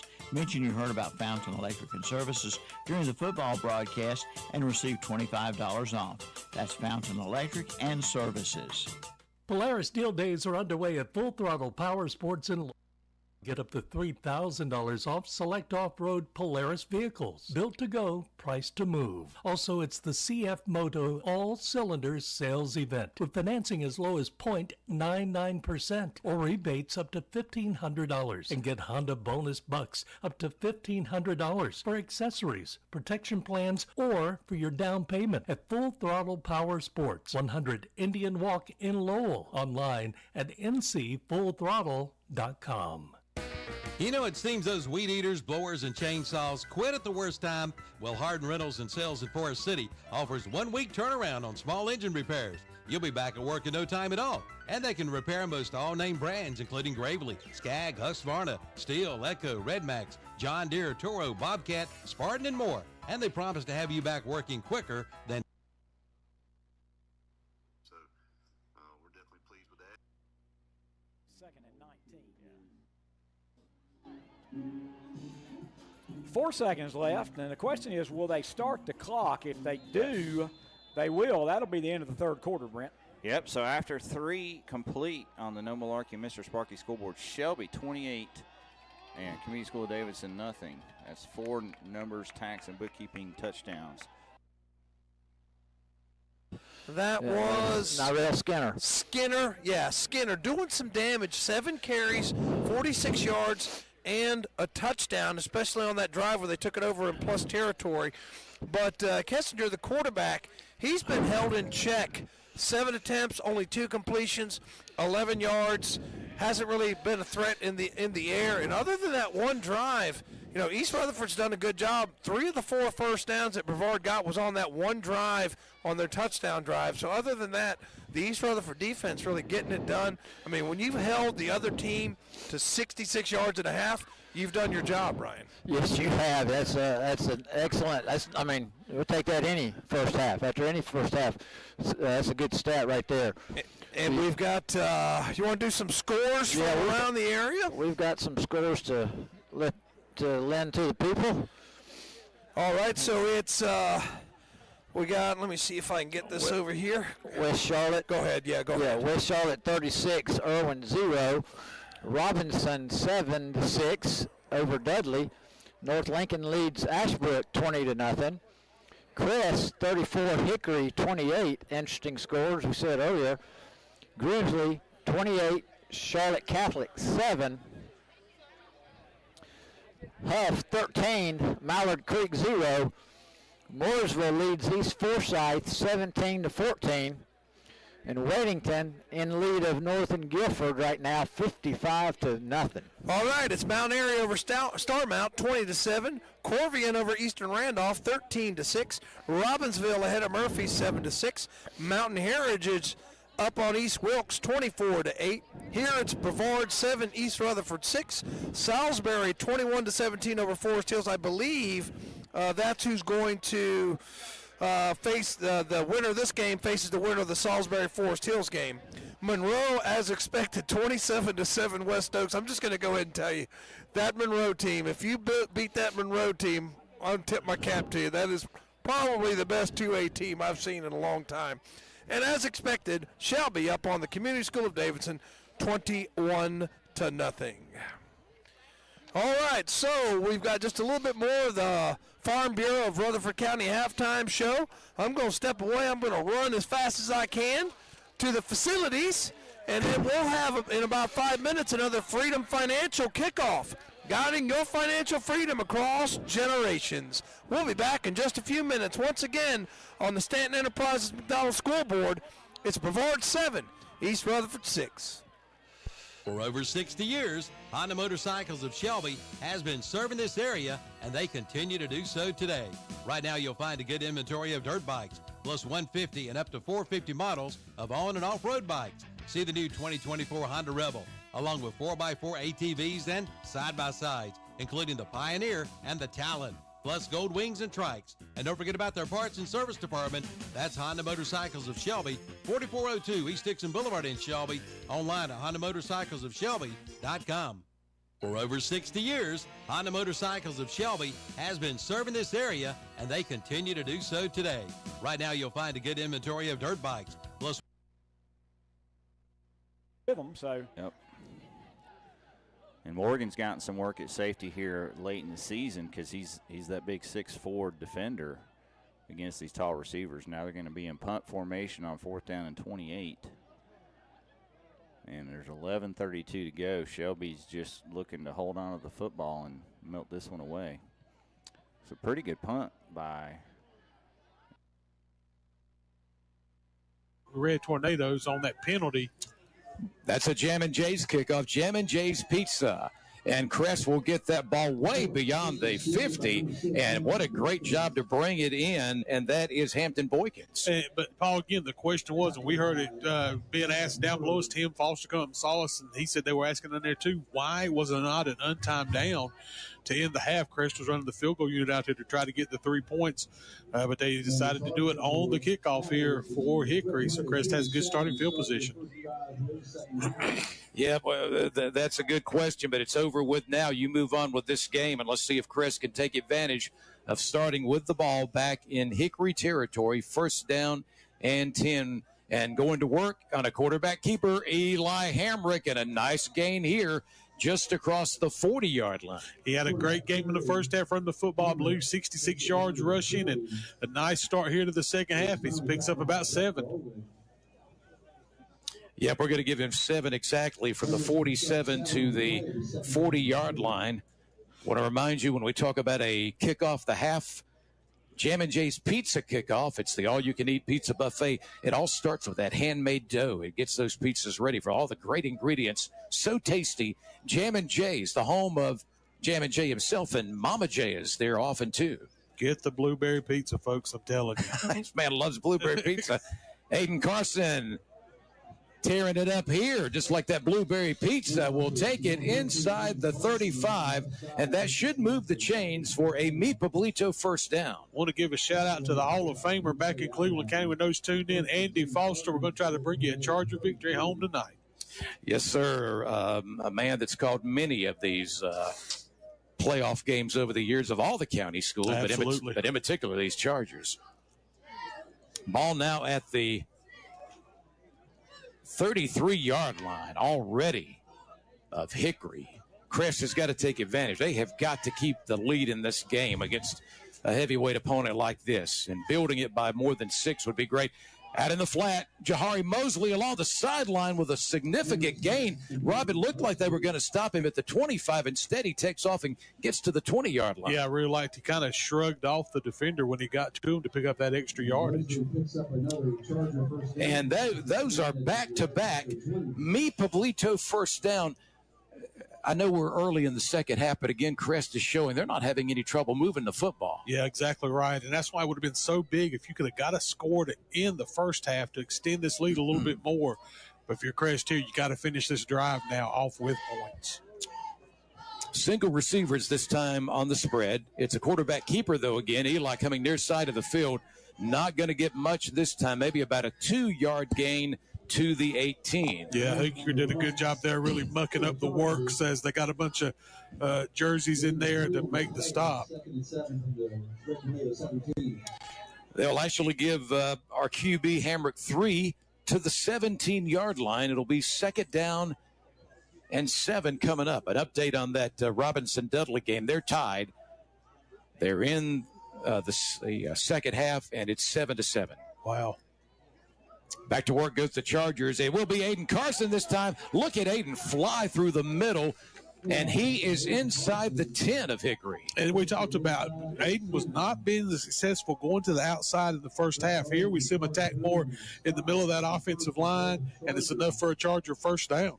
I love it when we say Pub's first down. That's another one. It'll be first and goal at the 9-yard line for Crest, celebrating their 35th anniversary. Pablito. Again, just single receivers. Quarterback and the running back, of course, in the backfield. And it is the quarterback taking off again. This has been very successful tonight. And thrown out at the 5-yard line goes Eli Hamrick. Yeah, just knocked down. Pickup of about 2. So it'll be at the 5-yard line here for the Chargers. Second down. Rob, and to our audience, Crest got the ball at the 47 of Hickory. They've run 6 plays, and they are first and goal, or make it second and goal now at the 5. Yeah, here again, we talked about how important line play was in this game. I want to see the Crest offensive line get off the football here. Hamrick takes that snap again. He's coming to that left side. He's going to bust through a tackler. He is going to be in for a Big E touchdown. And again, like we said, how do you attack at the line of scrimmage? You've got to be first kind of contact. You want to get Hickory back playing on their heels. Good job there by the Crest offensive line. Man, they made it look so easy. What a job as they started at their own at the Hickory 47, because remember, there was that 15-yard penalty. So instead of kicking from the 40, Hickory kicked from the 25, and you go 7 plays, and you have a 47-yard offensive drive that wraps up with a 5-yard quarterback keeper. Offense staying on the field. Interesting here. It's 40-28, and Crest is going for 2. Under center, Hamrick wants to go to the air. He's going to try to go up. He's got his man. What a job to wait till the last minute. And that pass is caught by, I'm going to have to double check that one. That was Romeo Sanders. Yeah, Romeo Sanders drifted out on that play. Good job. We knew that Crest had put a pass out of that heavy package, and right there, Hamrick stayed back with it and was able to go to Sanders. Well, what a way to start the second half on the Stanton Enterprise McDonald's scoreboard. 9:46 to go in the third. Crest leading on the scoreboard 42-28.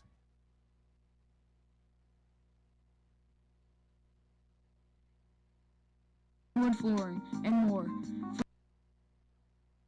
The 12 and 12 down to the 6.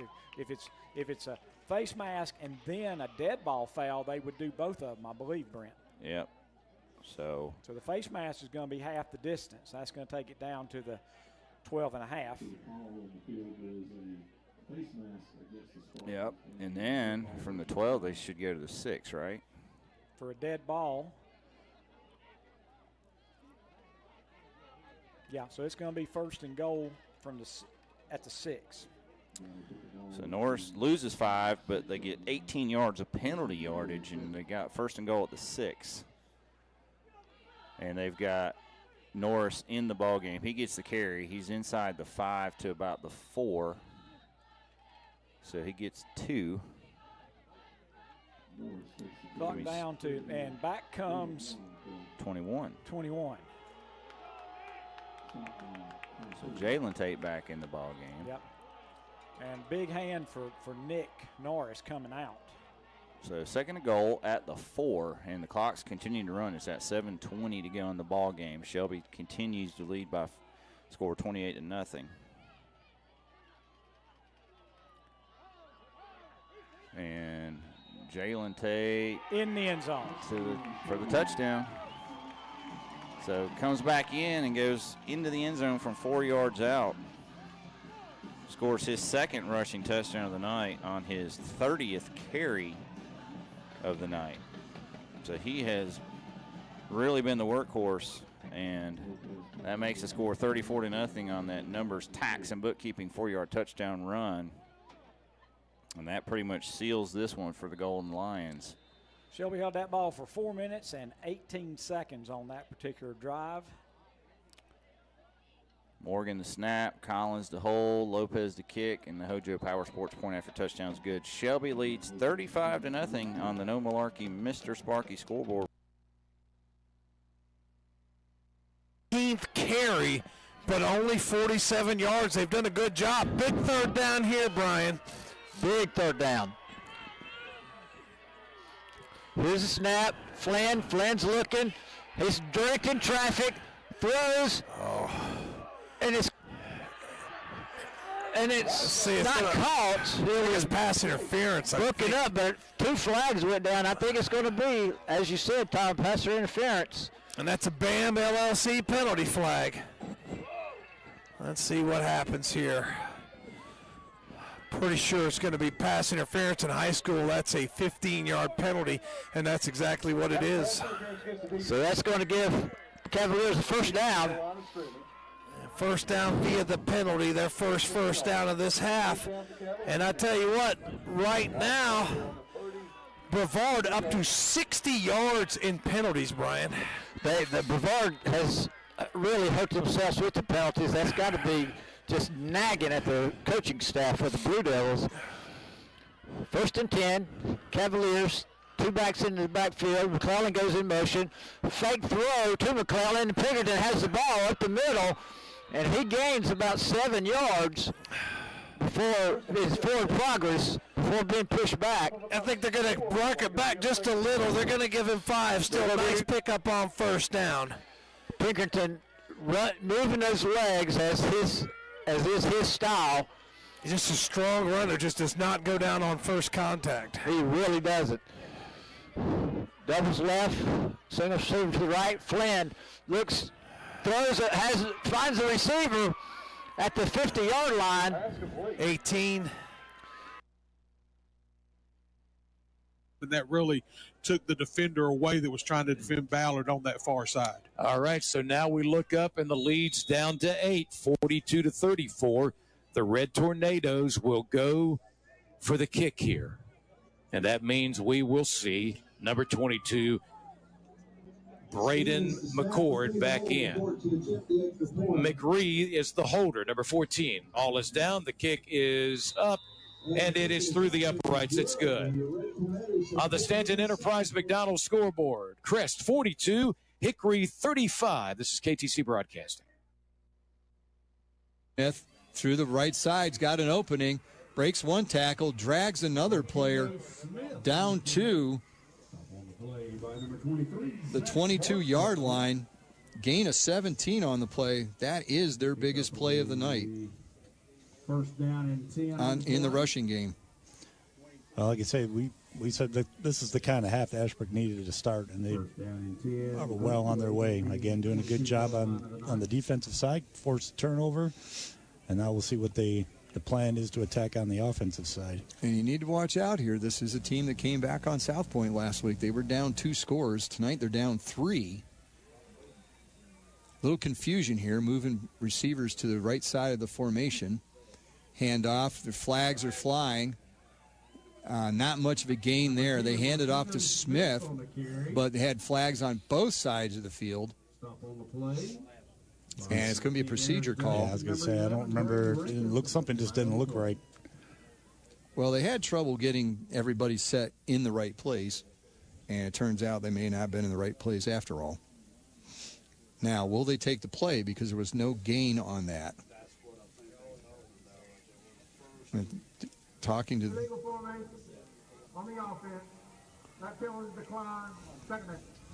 okay, so they'll take the play. This is no gain. And we wipe that 4th penalty off the board.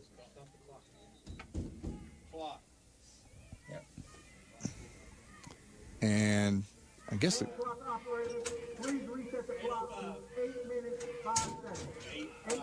so the clock was running there. They will reset to 8:05.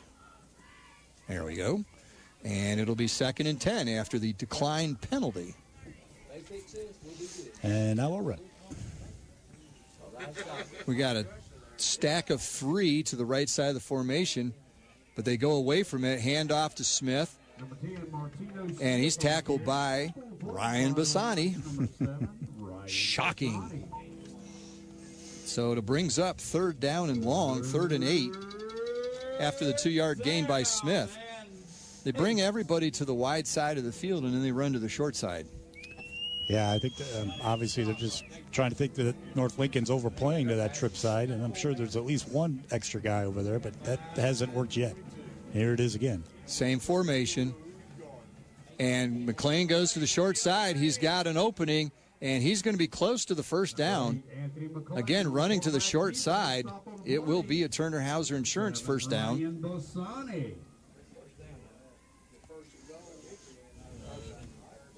So they are showing it just outside the 10. 1st and 10 on the 11-yard line. So McLean gets 9 yards when he needed 8. And it's going to be 1st and 10. The ball's on the 11, so they can get a 1st down without scoring. It'll be difficult.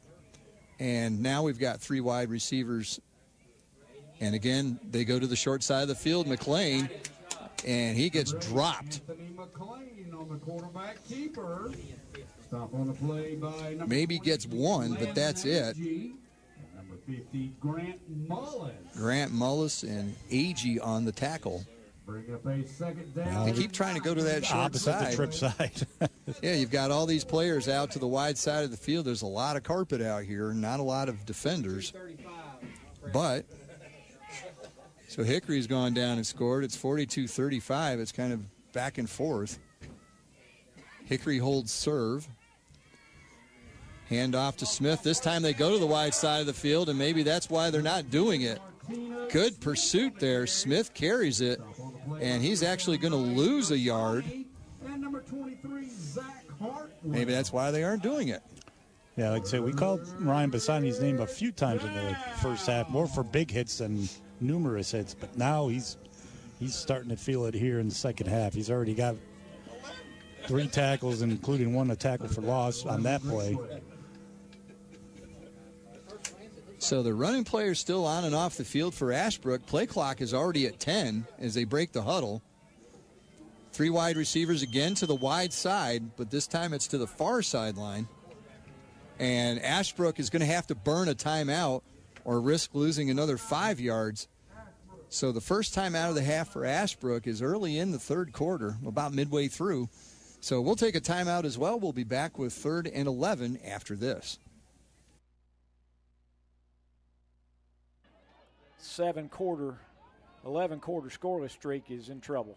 Yeah, that was a 31-yard pass play, and now there it is, Morris touchdown. Runs it in for the touchdown. I believe that's Morris. I think Albert's still out of the game. Yep, I think that's Morris. Yep. So finally, Shelby defense gives up a point in the playoffs, but it was all the way down to 5:17 to go in the fourth quarter of the round 3. And it's Oliver Morris from 1 yard out on the touchdown run after he caught a 31-yard pass on the previous play.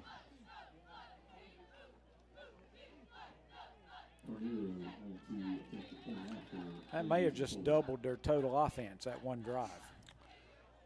So in for the Hojo Power Sports point after touchdown is Liam Carnero. Whistle. I'm going to have Shelby offside, so you go for 2 this time.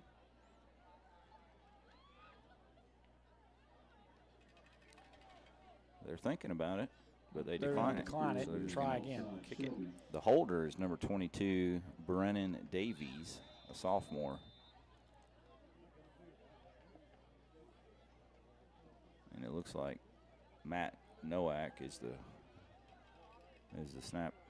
And Hojo Power Sports point after touchdown is good. Score is 35-7. Shelby leads. 5:17 to go. We'll be right back. You may be headed out to the big game, or maybe you're headed. Let me tell you something. It doesn't feel like the game's out of reach, but Brian, this is a critical drive for your East Rutherford Cavaliers. East Rutherford does need they've got to respond to this. They cannot go 3 and out. Here's number 3 for East Rutherford takes the ball at the 5-yard line. That was Adams, wasn't it? That was Jackson. Jackson, check that, Jackson. Yeah. Oh, now we've got flags flying. Some extracurriculars. A BAM LLC penalty flag comes in. It looked like some of the Brevard guys were celebrating. Ball's marked at the 27 for right now, but we'll see what the flag's about, Brian. Yeah, I'm not sure what happened. I didn't see any extracurricular, but with the flags being so late, it had to be something like that. I think it's going against the Blue Devils for unsportsmanlike conduct. Let's see what we got. Might be.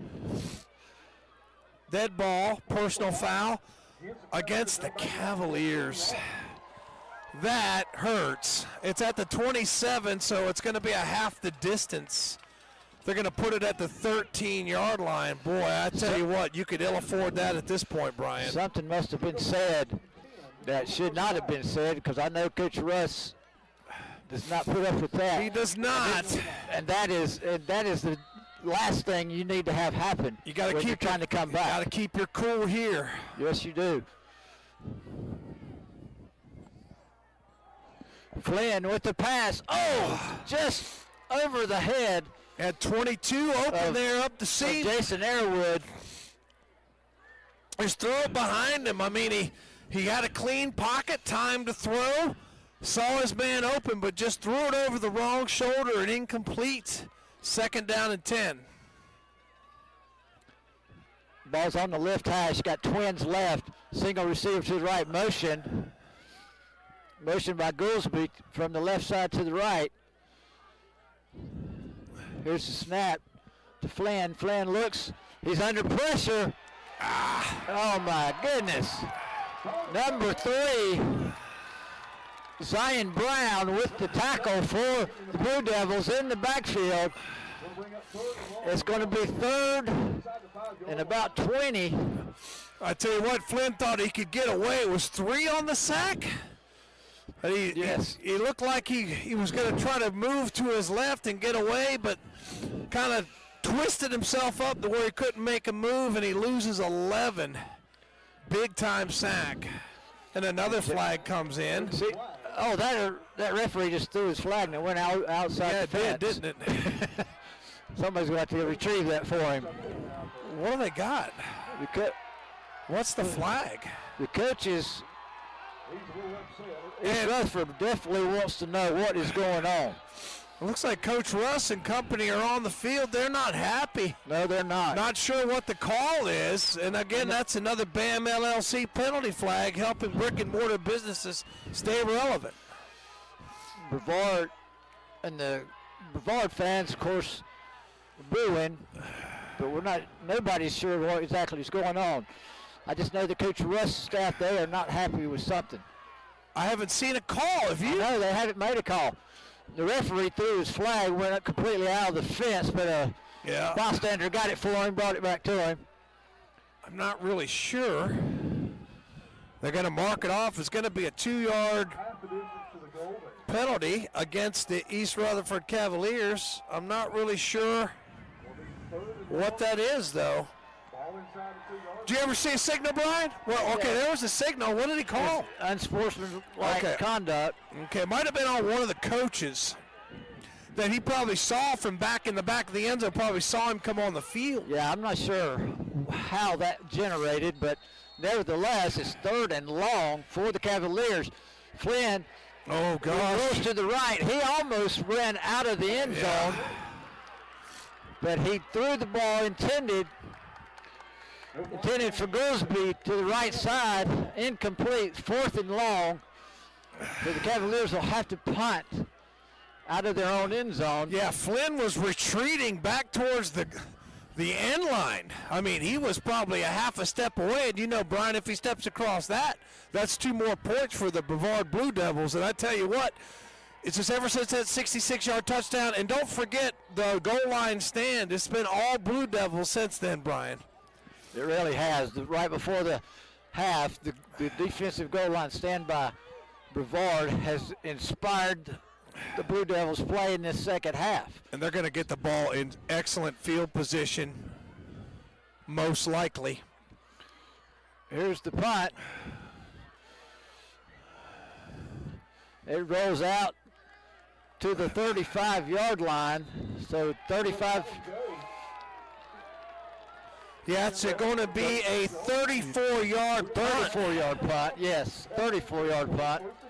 But they're going to take it on the 35, and Brevard in excellent field position here with 5:25 left to go, and they own a 22-6 lead. This, we said last time, it was an important possession for the Cavaliers and an important defensive stand. None so bigger than this one right here. You've got to make a stand here. You've got to get this football back for your offense. Brevard, number 2. He makes the pass. It's caught by number 8. Touchdown for Brevard. I tell you what, he just went up and high-pointed the football, and that's a new quarterback in there. That's number 2. Christian Conley, the quarterback, and he was in the last couple of plays of scrimmage for the Blue Devils, and he connected with Solomon Young for the touchdown. Wow, Brevard goes up 28-6 as they line up to kick the PAT. And that's another another Fountain Electric touchdown. Call the Fountain team at 828-287-4343. Kick is blocked. No, is that no good. You can't, in high school ball cannot be advanced on a blocked PAT. Okay, so it stays 28-6. We'll be back in 30 seconds.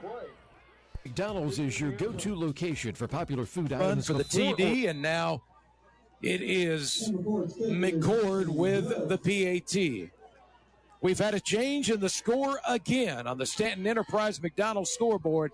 It is now Crest 48, Hickory 42, late in the third quarter. Plumbing problems can drive you plumb crazy. Not anymore. Use your head. How long? Handoff this time is a new runner, number 7. He's going sideways.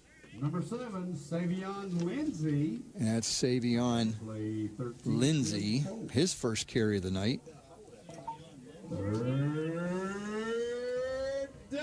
So he gets 3. He did turn it up a little bit right at the sideline to get some yardage, but he was running parallel to the line of scrimmage for the most part. And it's 3rd and 7. And the Undertaker music is playing. I wonder if there's too many men in the huddle here for Ashbrook. And here we go again. Ashbrook having trouble with substitutions. Clock down to 3, 2, and they're going to have to burn another timeout. That's already their second one of the second half. They only have one left. So with 1:23 to go in the third quarter, we'll take a timeout as well. You're listening to Lincoln County football on WCSL 92.9 and KTC Broadcast. Kickers aren't just kickers, they're athletes in other positions. Yeah. But that was an outstanding angle he took and was able to knock him down and save a touchdown. Oh, man. So finally, East Rutherford gets a positive special teams play. They're going to take it on the plus 39. Yes, they are. They got to keep the momentum of that return in this offensive period so they can get in the end zone. They need to get in the end zone quickly. Flynn steps up, throws it to Pinkerton to the left side. Pinkerton making two guys miss. Down, pass inside the 30. Looks like he's got enough for the first down. And again, that's a Me-Pubs first down. Just on the other side of the 30 there. Ball's going to be on the left hash. And the Cavaliers going from left to right. From my perspective, here's the snap to Flynn. Steps up, makes another pass to Pinkerton. Very similar to the play before. He gets about 3 yards this time. That was pretty slick there. He faked the quarterback draw, came back, threw it to Pinkerton. Small gain, but nice design. Yeah, nice design by East Rutherford. Flynn doing the little things to keep in the ball game. That's right. To get that extra yard. He's in the shotgun. Pinkerton's in the shotgun. 2nd and 8. Pinkerton drops back, throws over the head of the intended receiver, Pinkerton. Somebody ran the wrong route. Yes, Brian. they did. There was nobody in the area. Pinkerton and Jackson got mixed up on the route. Jackson was trying to tell Pinkerton he's supposed to go straight. And Pinkerton looked like he was on a slant route. Now, you got two plays here, though, Brian. It is 3rd and 8, but you know if East Rutherford doesn't convert here, they're going for it. Yeah, might try to run and make it a more manageable 4th down. Let's see. Definitely a 4-down opportunity here. Pinkerton to the right side. He's still going. He gets down to the 20. It's a yard short, I think. About a yard short of the first down. There is a flag on the play. And again, that's from BAM LLC.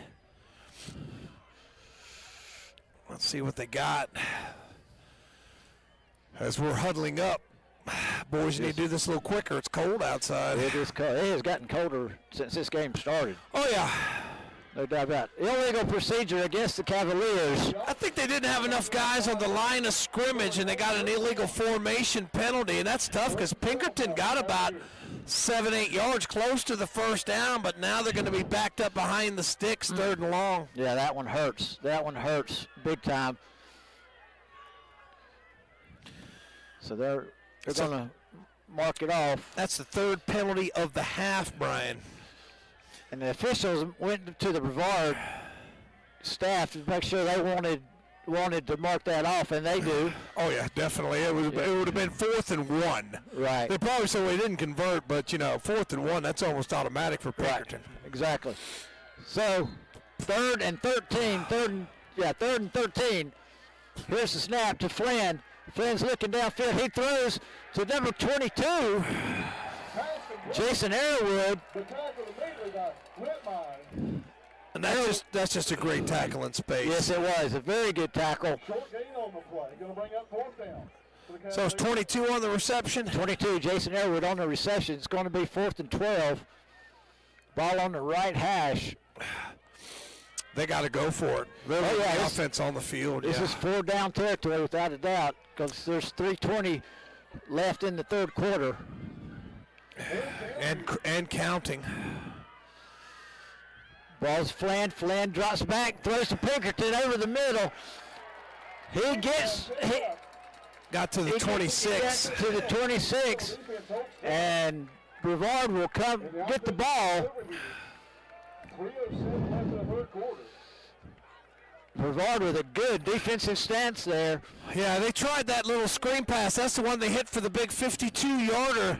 Yes. But that time, Brevard was more aware of it, able to knock Pinkerton down well short of the sticks. Turnover on downs. So we're gonna watch Brevard take the ball on the 26-yard line. And that's tough right there. You get the ball in the plus 39 and can't convert. Right. Ball's handed off. Pushing the pile. And he is pushing the pile. Let's see who the ball carries. Look like it's. Pick up about 6. He'll bring up second and 4. Who is that? 5? I think it's 24. I think it's Skinner again. Okay, so 24. Not real Skinner. And Brevard up over 150 yards of rushing the football. You know, they were held in check, only 55 over 100 in this half, thanks to that 66-yard touchdown by Thompson, of course. But I tell you what, that's what Brevard wants to do now. 4, 5, 6-yard run, body blows right now. I tell you what, they can salt this thing away. Yeah, they are trying, and they are using the clock. That's what they want to do. Let's Skinner he again. Slips that time. That time, Skinner slips. I tell you what, right now, this is your chance, East Rutherford. If you want to stay in this game, I mean, you're down 3 scores. You have got to get the ball back right now. You got 3rd down and 6, chance to force a Brevard punt here. Yeah, Brevard in their own territory. East Rutherford take advantage of stopping them right here. They'll have to punt. Let's keep the ball in this area is what East Rutherford should be looking for. But again, how big is the special teams tackle? Yes. And go back to that. That's okay. Here's to Thompson. Thompson with the catch in the flats. He's down the sideline, knocked out of bounds at the 44-yard line. Is that still 2 the passer, or is it 12? That's 12 back in there, isn't it? Yeah. It was Ball spotted. Braylon Thompson on the reception. And that's a Me-Pub's first down. Yes, it is, and it's in positive territory now for the Blue Devils. And I'll tell you what, the turn of events very quickly. Yes, that was an important play right there that unfortunately did not go East Rutherford's way. And I tell you what, that's what they want to do. At the 4-yard line. Saw Tankroff there. Paul, he started looking up to where he was wanting to go with the football. You got to secure the ball first, then take it down the field. Yep, the pressure, it's now turned a little bit. The pressure has been on the team with the 28 wins in a row, the defending state champion, and now Crest has got to get their composure together. Still a lot of game to be played, but right now, Rob, you talk about the worst starting position of the game. That's where Crest is in. The ball is at the 7-yard line. Yeah, way deep in their own territory here are the Chargers. You've got to be careful. Remember, it was a turnover that led to Hickory immediately scoring a few minutes ago. Melton's in motion, not looking to him, but looking to pass. Melton going deep downfield and overthrows Jahari Mosley in double coverage at midfield. Yeah, tried to go downfield again to Mosley. 2 guys that bought the safety over to help cover with the corner. Hamrick coming over to the Crest sideline to have a quick chat with head coach Greg Lloyd. Again, if I'm Crest, I kind of keep an eye on that safety. If he's bailing out on Mosley on those pass routes, there's got to be something underneath that starts to open up. Let's see what Crest can do here.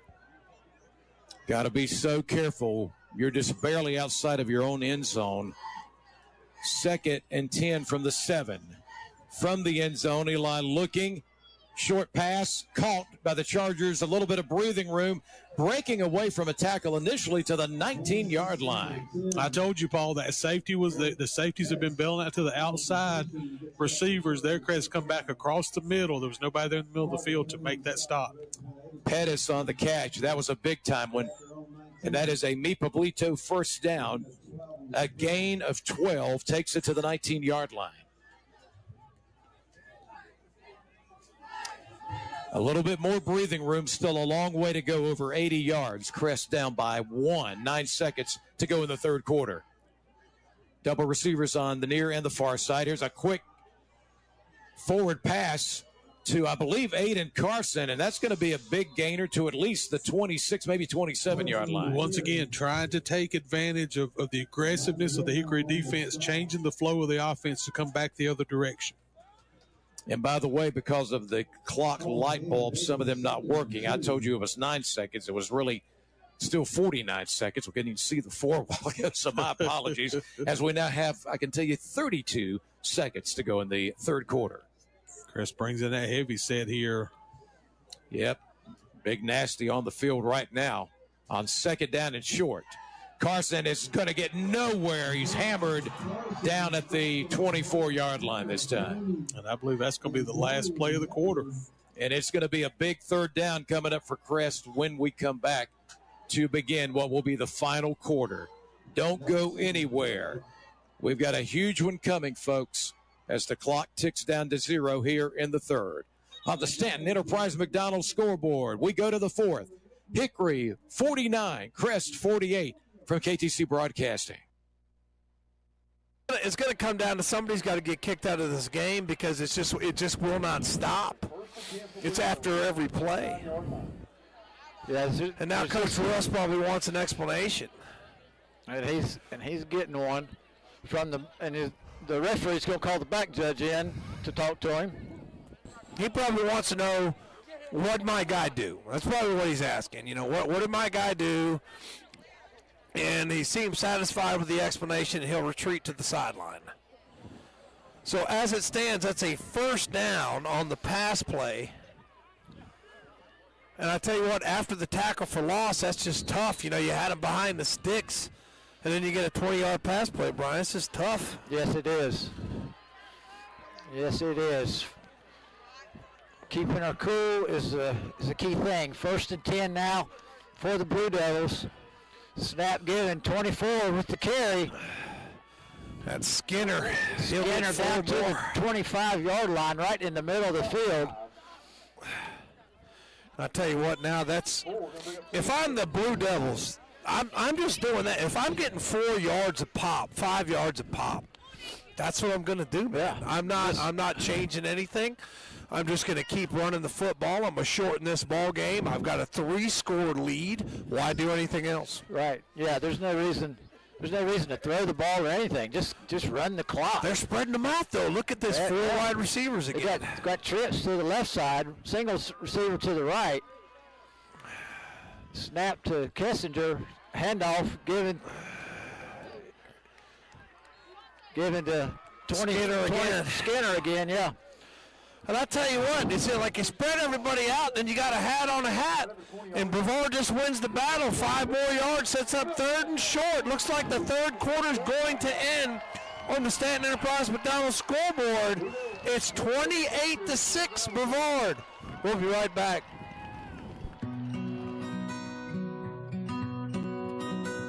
I work my tractors really hard. I give all they've got. Instead of Smith. Wonder what that's about. If there's an issue there or not. I'm wondering if it's on the outside, because isn't Smith number 10, right? Yeah, he's been kind of lining up as more of a receiver this half rather than in the backfield. Maybe trying to get him out more space. And he's the slot, yes. He's out in the slot. 4 wide receivers. Lindsey in the backfield. McLean rolls right, looks. He's going to throw down the field, and it's intercepted. Picked off by number 22, Ellington.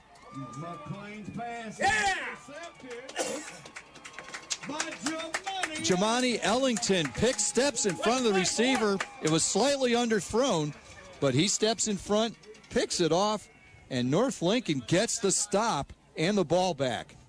3rd interception of the game for the Knights. And the secondary has always been one of the things Coach has said might be one of their vulnerabilities at times. Not tonight. They've made some big plays.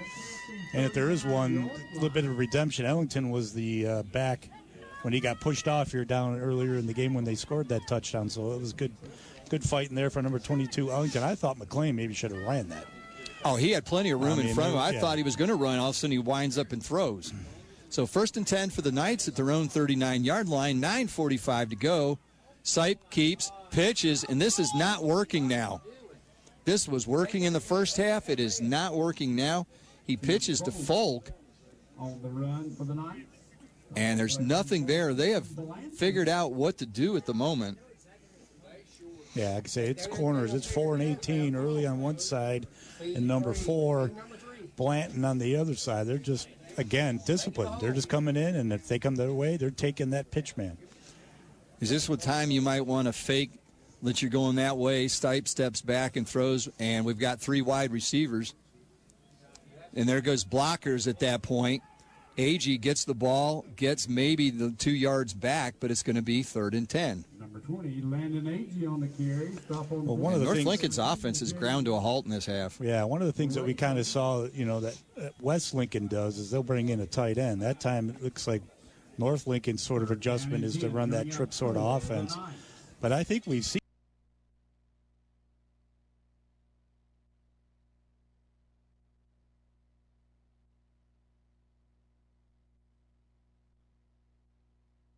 up on the cut. Hickory's got their biggest lead of the game, and it is now at 7. This was it's how they strike so quickly when they get the ball back. That's what's happened in the last 2 offensive series. Absolutely. Man. Well, there's still plenty of time left. There's just over 10 minutes, but Crest has got their work cut out for him now. That was a 53-yard touchdown pass. And now in for the PAT. He's been perfect tonight, McCord. And he's got another one. 10:52 to go in our contest. And now the biggest lead of the night for Hickory on the Stanton Enterprise McDonald scoreboard is 56-48. Down for the Knights. Pitch to Folk. He's got around the corner. And he gets a couple yards, and then he's just bottled up. There's 4 or 5 Green Wave tacklers there waiting for him. Yeah, they've run that counter a couple times, too. Maybe one of those might be pretty good, too, at this moment. Get them flowing one way and come back the other. We'll see if that's an adjustment.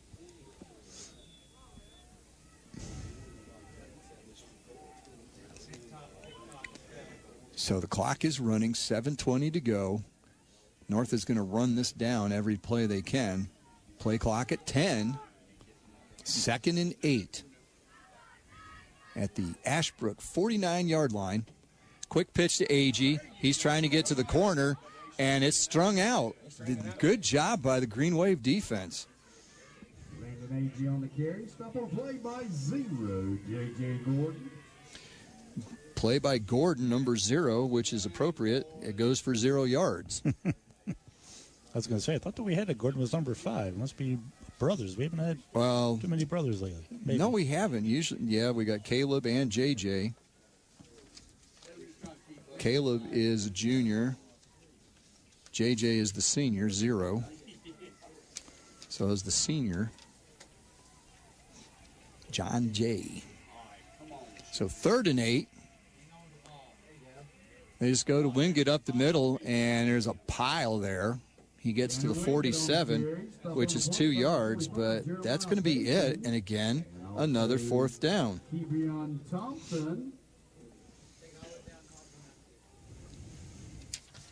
So gain of 2 there. And there has not been much as far as offense for North Lincoln in this half. 12. Yeah, as I mentioned, just that slight adjustment, more of that sort of 50 look up front. 55 up down linemen pretty much matching up with the offensive line. They've taken things away up front. Less than 30 yards.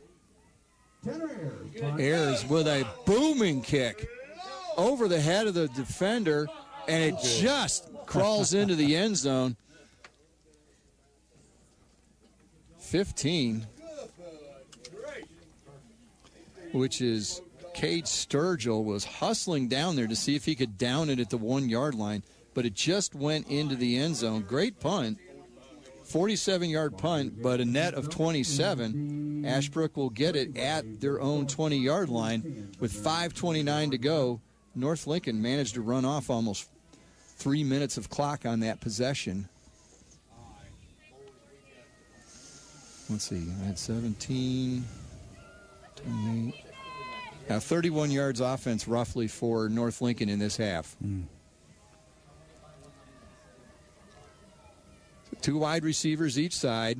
McLean back to pass. He's looking. He's in the pocket. He's being now he gets it out. The catch is made by number 10, and the ball is stripped, and it's recovered by North Lincoln. There looked to be a hold big time, but they kept McLean in the pocket. Yeah, that was Brady Rinkus on the recovery. Rinkus on the recovery, and it looked like Falk might have been the one that stripped that out there.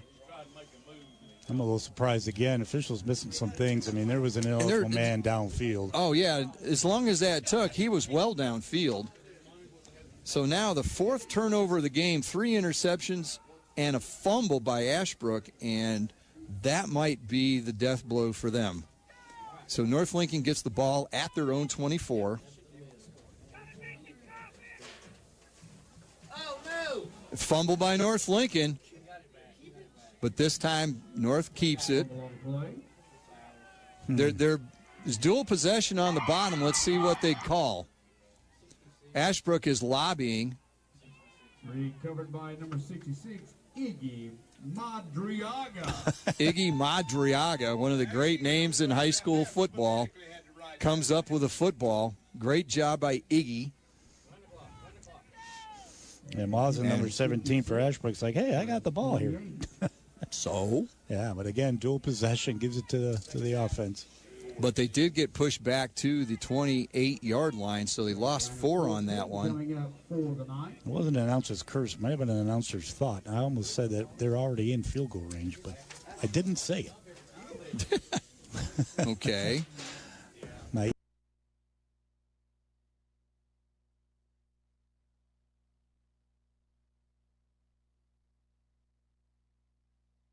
All right, good evening, everybody. Welcome to the Red Zone channel. I'm Kevin Hastings, along with Chip Carter and Andre Bush are in the house with me today. We've got some scores to go over. Some of the games are winding out. We got Ashbrook's only down 10, but they can't seem to get anything going against North Lincoln. They just turned it over again. North Lincoln's got the ball and trying to run more clock out. Hickory's been trailing the whole game. Crest been leading the whole game. All of a sudden now, Chip, Hickory's leading the ball, and they just picked the ball off, so they have the ball in the fourth quarter. There's still plenty of time in that one if Crest can get a stop, but nobody has stopped anybody. Yeah, I don't know if either team decided for their T-Fist to show up. In that game at all. All right, Chip, did you say you had a couple updates? The Mount Airy game is the score's final. Mount Airy defeated Star Mount 31-23 based on what I've got. And then it looks like Eastern Randolph just scored and converted a 2-point conversion. So Corvian Community leads that 27-14. All right. Murphy's pulling away now over Robbinsville 27-13.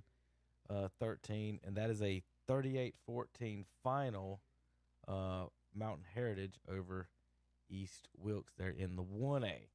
All right, folks, we're trying to update these as we go. Brevard pulling away from East Rutherford 35-6 now. Really chippy up there. A lot of fighting going on between plays. Listening to that game, a lot of got conference rivals there, and then they're getting set up in there on the radio for the folks listening here. The post game show is going to come on at 10. We're going to take a break here for just a little bit. I'm going to show you guys how to tune over to the other games. All of those are updated. Everything's still updated than what we got here. Grizzlies is that a final 42-14. Somebody finally put that in right there on we've got on Max Press. So we're going to go with that one. Over in the 3A, Dudley is the final 20-7 over Robinson. 20-7 Dudley. All right, folks. I'm going to let Chip and Andre handle the scores from here then, and then we'll get to I'll finish up the show and show you guys where you can listen to the other games. We got highlights too as well. I'm going to scroll through those as Chip and Andre pull those scores up there. Let's go. Let's see for you guys here. Let's go here. All right. Let you guys take care of them. Andre, you want to do the 1 and the 3, and then Chip do 2 and 4As? Yeah, please don't make me do the 3A. All right, Andre's got the 1A and the 3As. All right. Got Mount Airy over Star Mount, 31-23. Corvian Community Cardinals over Eastern Randolph, 27-14. Murphy Bulldogs over Robinsonville, 27-13. And the Mountain Heritage Cougars over East Wilkes, 38-14. And I got the bottom left too. Yeah, right there. Yeah, just keep going straight down. West Charlotte Lions, 56. Irwin Warriors, 0. Dudley Panthers, 20. Robinson Bulldogs, 7. Ashbrook Green Wave, 10. North Lincoln, 20. And Hickory Red Tornadoes, 56. Crest Chargers, 48. All right, as we head over to the 3A, it looks like East Rutherford is not going to be able to avenge the early regular season loss to Brevard. Brevard's up late big, 35-6. They're going to take on the winner of Salisbury and Forest Hills. Forest Hills was up early on this, but Salisbury's come back, and they've taken the lead 38-31. They would be hosting Brevard next week if those scores stay the way they are. West Stokes is leading Monroe is leading West Stokes 41-14. If they pull that game out, they will be traveling here to Shelby as the Golden Lions defeated Community School of Davidson 35-7 this evening, one of the first games to finish this evening. Looking at the 4A, Grimsley, appreciate the inside information Kevin was able to get on that. Grimsley defeats Charlotte Catholic 42-14. They look like they are going to be hosting the Huff Huskies. Huff currently shutting out Mallard Creek 34-0 is the last update we got on that. East Forsyth just scored again. They are leading Mooresville 35-24. The winner of that game will travel to Weddington. Weddington shuts out Northern Guilford 55-0.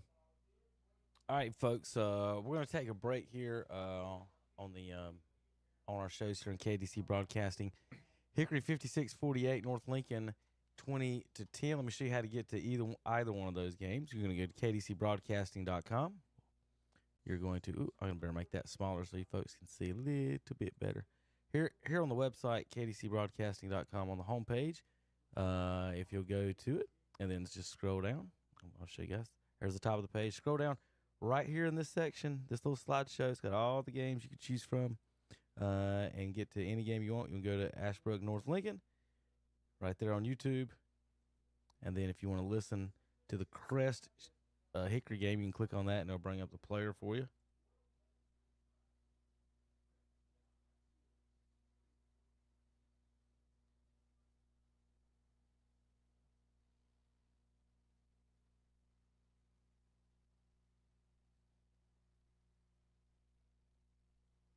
Paying attention, the only people playing defense in the Crest Ashbrook game is the Matadors. 100 points so far in that ball game. They're still not done, folks. They're still not done. All right, you can listen to that game on WHS and on WHS 101.5 FM, KTCBroadcasting.com. North Lincoln is on YouTube and WCSL 92.9 FM. All right, folks, here on the Red Zone channel for Andre Bush and Chip Carter, I'm Kevin Hastings. We'll be back on the post-game show. Let's see, where is Andre? How did we lose him? Let's go with that one. There's JP. He's hiding behind one of these. Watch this. I got to move him. He's in here somewhere.